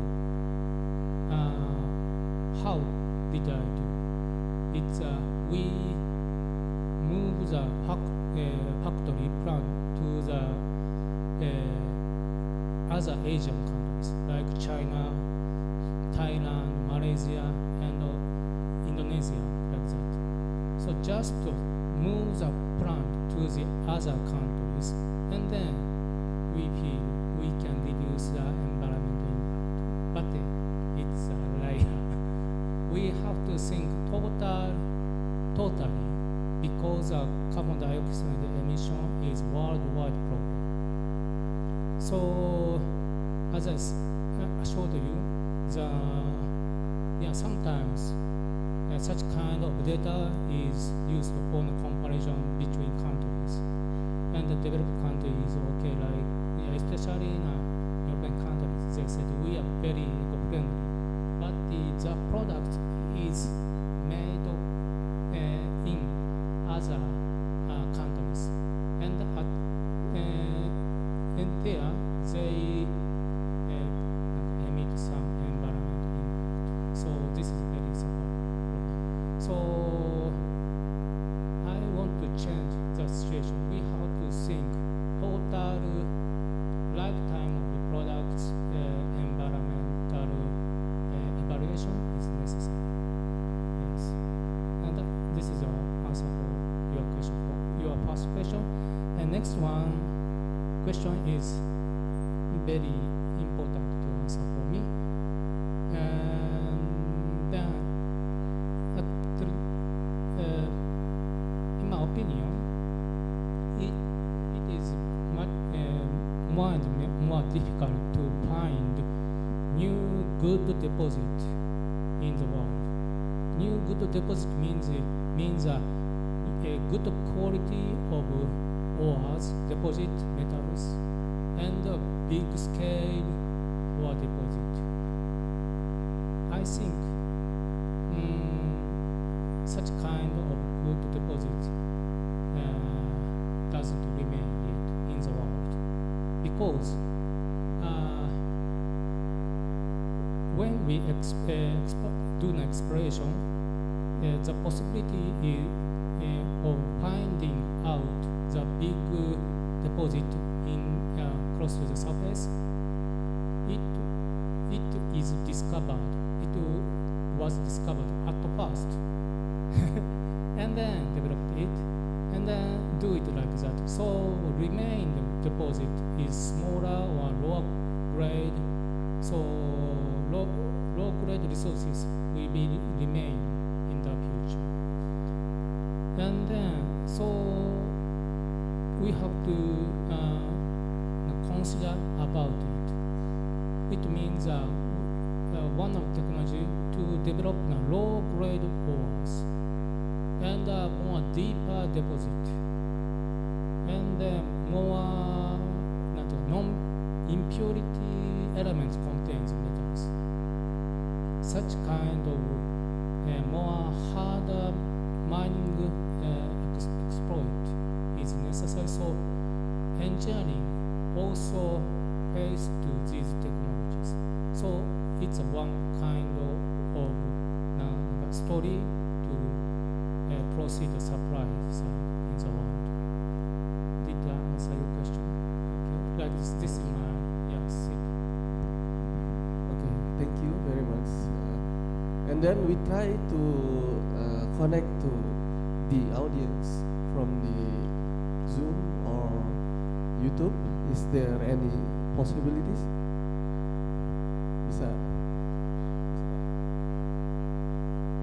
Any questions from the audience from the Zoom? Oh, okay.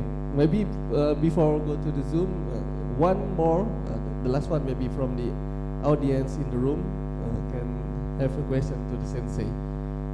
Takia.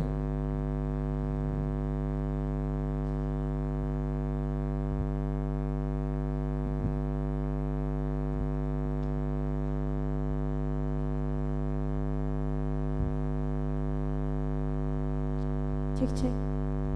Good morning, Professor.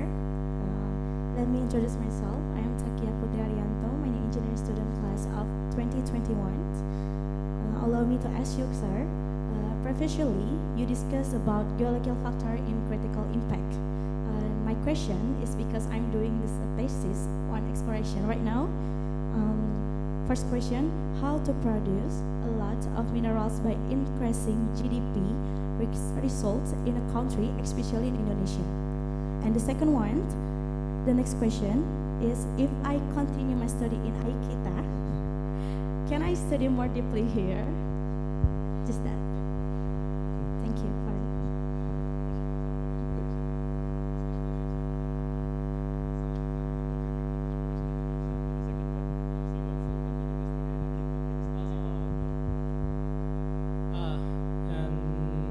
Exploration. I'm not a specialist on exploration, but the answer is very similar to the ladies' questions. So we have to do for exploration more small and deeper deposit. We have to discover it. So sometimes we need a more new technology for exploration to deeper underground. And then another point is your section, exploration section, have to combine with mineral processing and smelting sections as well. And sometimes new type of ore can be extracted for metals. But the ordinary exploration and mining and processing sections is independent. So I think we need a more connection to find out new type of deposit. So you can shift the new type of deposit. The example is oxide ore of copper. Many years ago, 40 or 50 years ago, we treat only sulfide ore for the copper production. But the new development such as metallurgical, hydrometallurgical process such as SXCW can treat the oxide. So such kind of new type of deposit for other metals will be necessary to produce much more metals, I think. The second question, yeah, please come to University. Yes, anytime. I and we welcome to. Okay, thank you. Okay, and then the online from the Zoom. Is questions already? Oh. Okay. Please introduce yourself and state the questions. Okay. Thank you, Ferdiansa, moderator. Thank you, Dr. Rahman. Thank you, Professor Ada. As we know, for the resource have the 5 parameters. We will to look in the reserve. We will look to the methods of the mining methods, and we will to look the environmental. We will to look to the political and economics. So as your explanation, your looking point of view about the reserve. So as based on our topic today about the economic mineral and enviro, maybe you will do little bit explain for us about the enviro impact when we are the large exploration of the mineral. And second one, I saw your presentation, Professor Ada, about the price of the copper, and you saw me about the price is going down. The price is going down, but another slide you saw us about the demand is growing up. So what happened about that? Because as we know, that's the when the have the increase of the people, so they are need to the metal copper for the quality of life. As in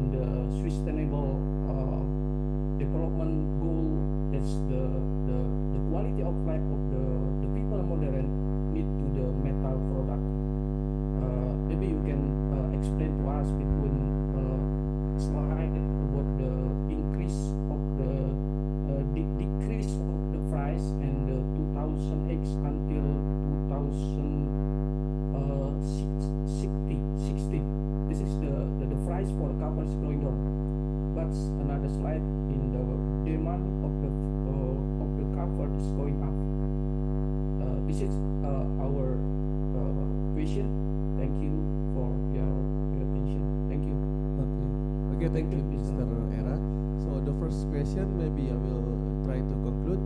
He asks about the most significant environmental impact during exploration that should be managed. That's the first. And the second question, maybe it's about the reason of the decoupling. So why the demand increase but the price tends to decrease.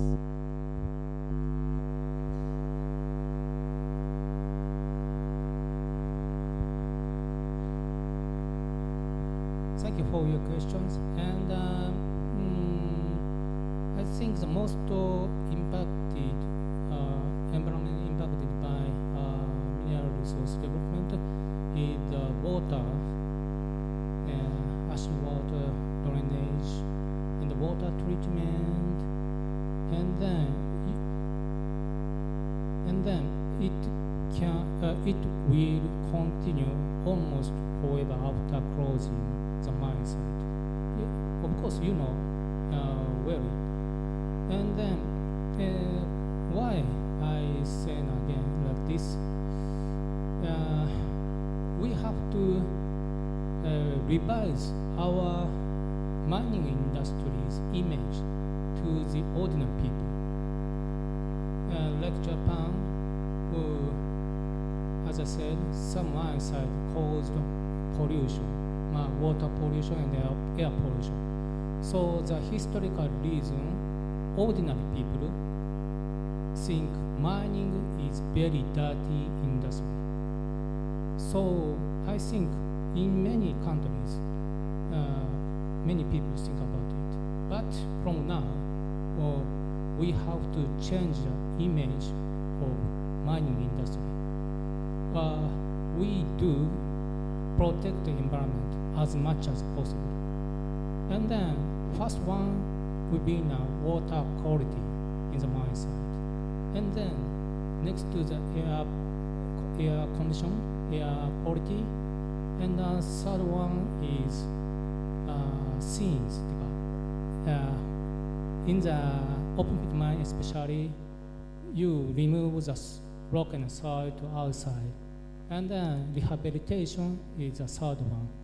But the first priority is water quality keeping to generate, to make an image, good image for the mine site. But anyway, I want to make a good image for mining industry. I think you agree with this.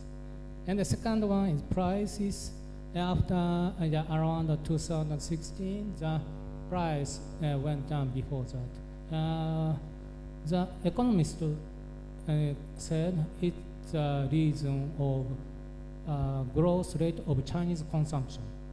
Chinese consumption is growing up every year, but around 2016, the growth rate is a little bit low. So some of economists said it's a reason of drop down. And then, but from the researcher side, even if the drop down in 2016, can I see it? It's okay. It's okay. 16, the price level is still higher than before 2000 level, about 3 times higher than 15 years ago, 20 years ago. So in a very short term, okay, thank you.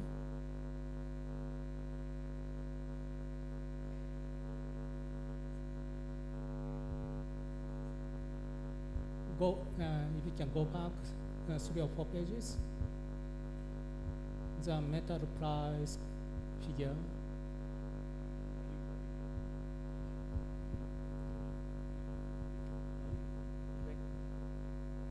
It's okay. Yeah, it can image easily. Going up from, yes, previous one. one or two more. Stop. Yeah, this one. And in 2016, it has some bottom of price. But you should compare to the 2000 or 2001, 2. The price level is 3 times higher still. So in the very short term, the price has dropped down. But you should think more middle term thinking, more than 10 years. So we now getting very high prices season, prices term compared with previous time. Because if you are planning a new project in my site, probably you are taking time for 10 years, at least 10 years, 20 years project. So price change also change similar period length when you think about the mine plan. That's my opinion. Thank you. Okay, is that enough for the explanation from Mr. Adachi? Mr. Era? Is enough, or do you have any more? My name is Era Setiawan, and I'm the alumnus of this campus 30 years ago, and I'm working for the mining industry, especially for the metal product. And I get to the master degree about the environmental. That's why I'm very interested for discuss today and about your presentation about the relationship between the metal economic and the environmental impact. Thank you very much. Thank you, Sensei Eddie. Okay, thank you, Mr. Era. And then it seems that the time has go to the end, and unfortunately we must finish this discussion to this time. Before that, maybe we should give applause to both of our speakers.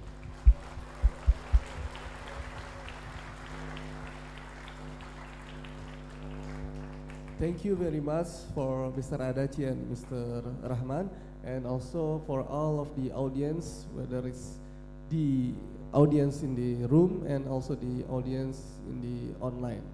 Thank you, and I will give to the MC to the continue the event. Thank you very much.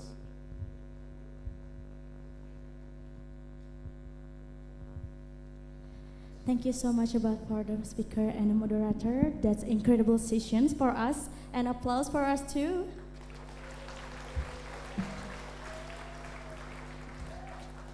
And a big thank you to all of you for participating, and of course to our brilliant speaker, Professor Suyoshi Adachi and Dr. Engineer Mr. Rahman Adriansyah, STMT, for delivering such insightful presentations.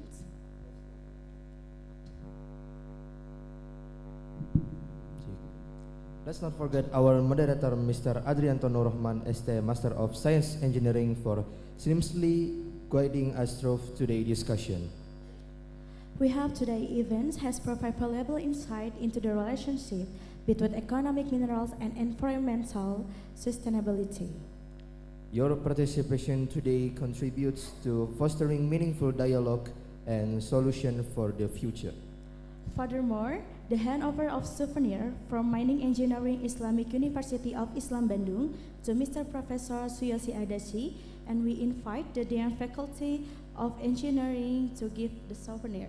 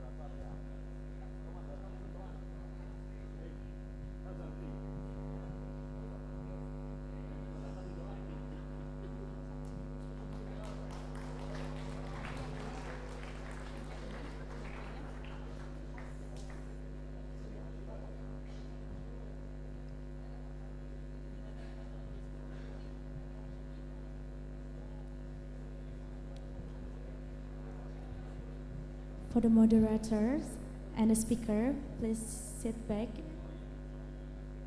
Yeah.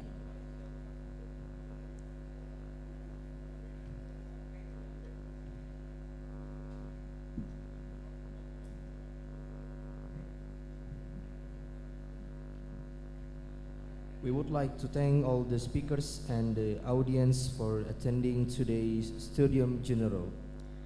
And before we end the Studium General, let's take a photo group, and for the media, please to condition it.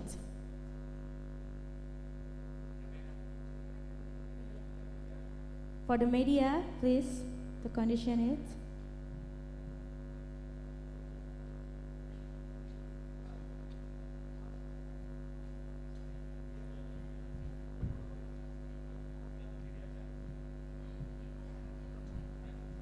And for the audience, please to stand up.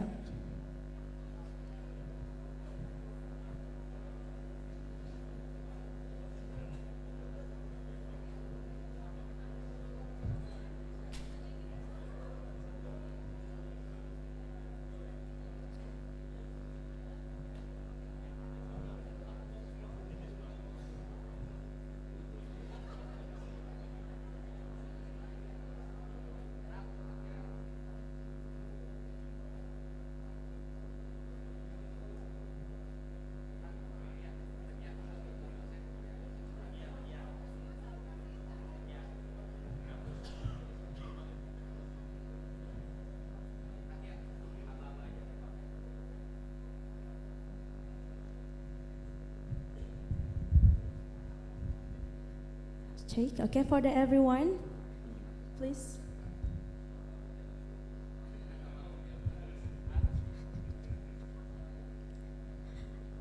Okay. In a 3, 2, and 1. Cheers.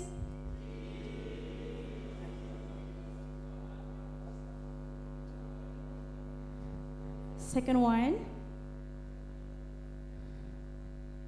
Everyone's ready? Okay, 1, 2, and 3.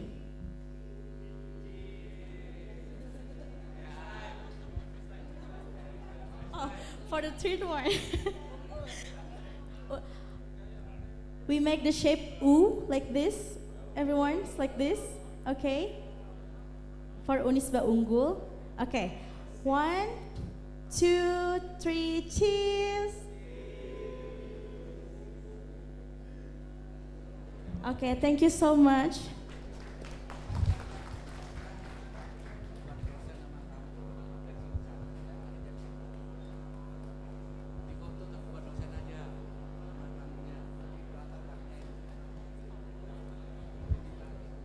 Okay, for the second photo groups, we invite to the lecturers and the speakers for the photos in the front of here. And for the media, please to take the photos again.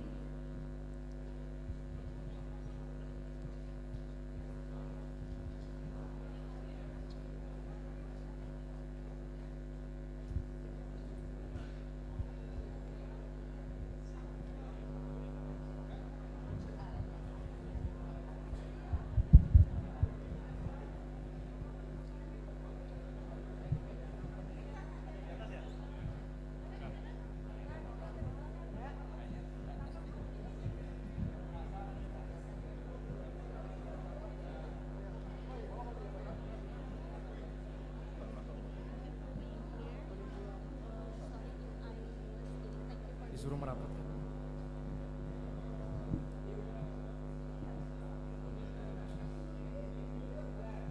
Okay, take the photo. In 3, 2, 1, cheers.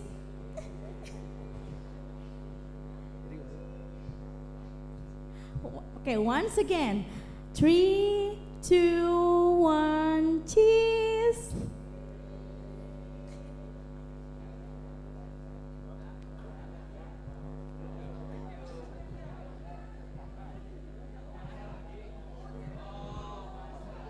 For the third one, with the shape U like this. 3, 2, 1, cheese.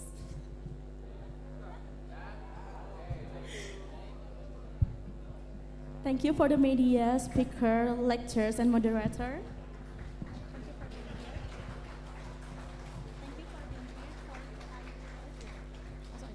Thank you for being here. Sorry if we as the committee still have many shortcomings, and in the future we will improve it. Once again, thank you for all being here today, and we look forward to seeing you at the future events. And Have a great day. And for the speakers, lecturers, please enter the right door at the front for lunch together. Have a great day.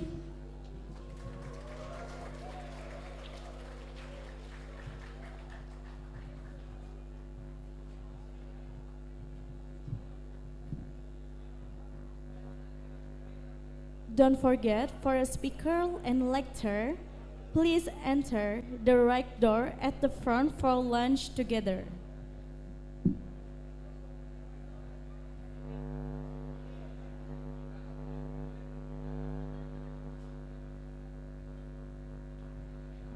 Untuk masyarakat HMTP, tolong jangan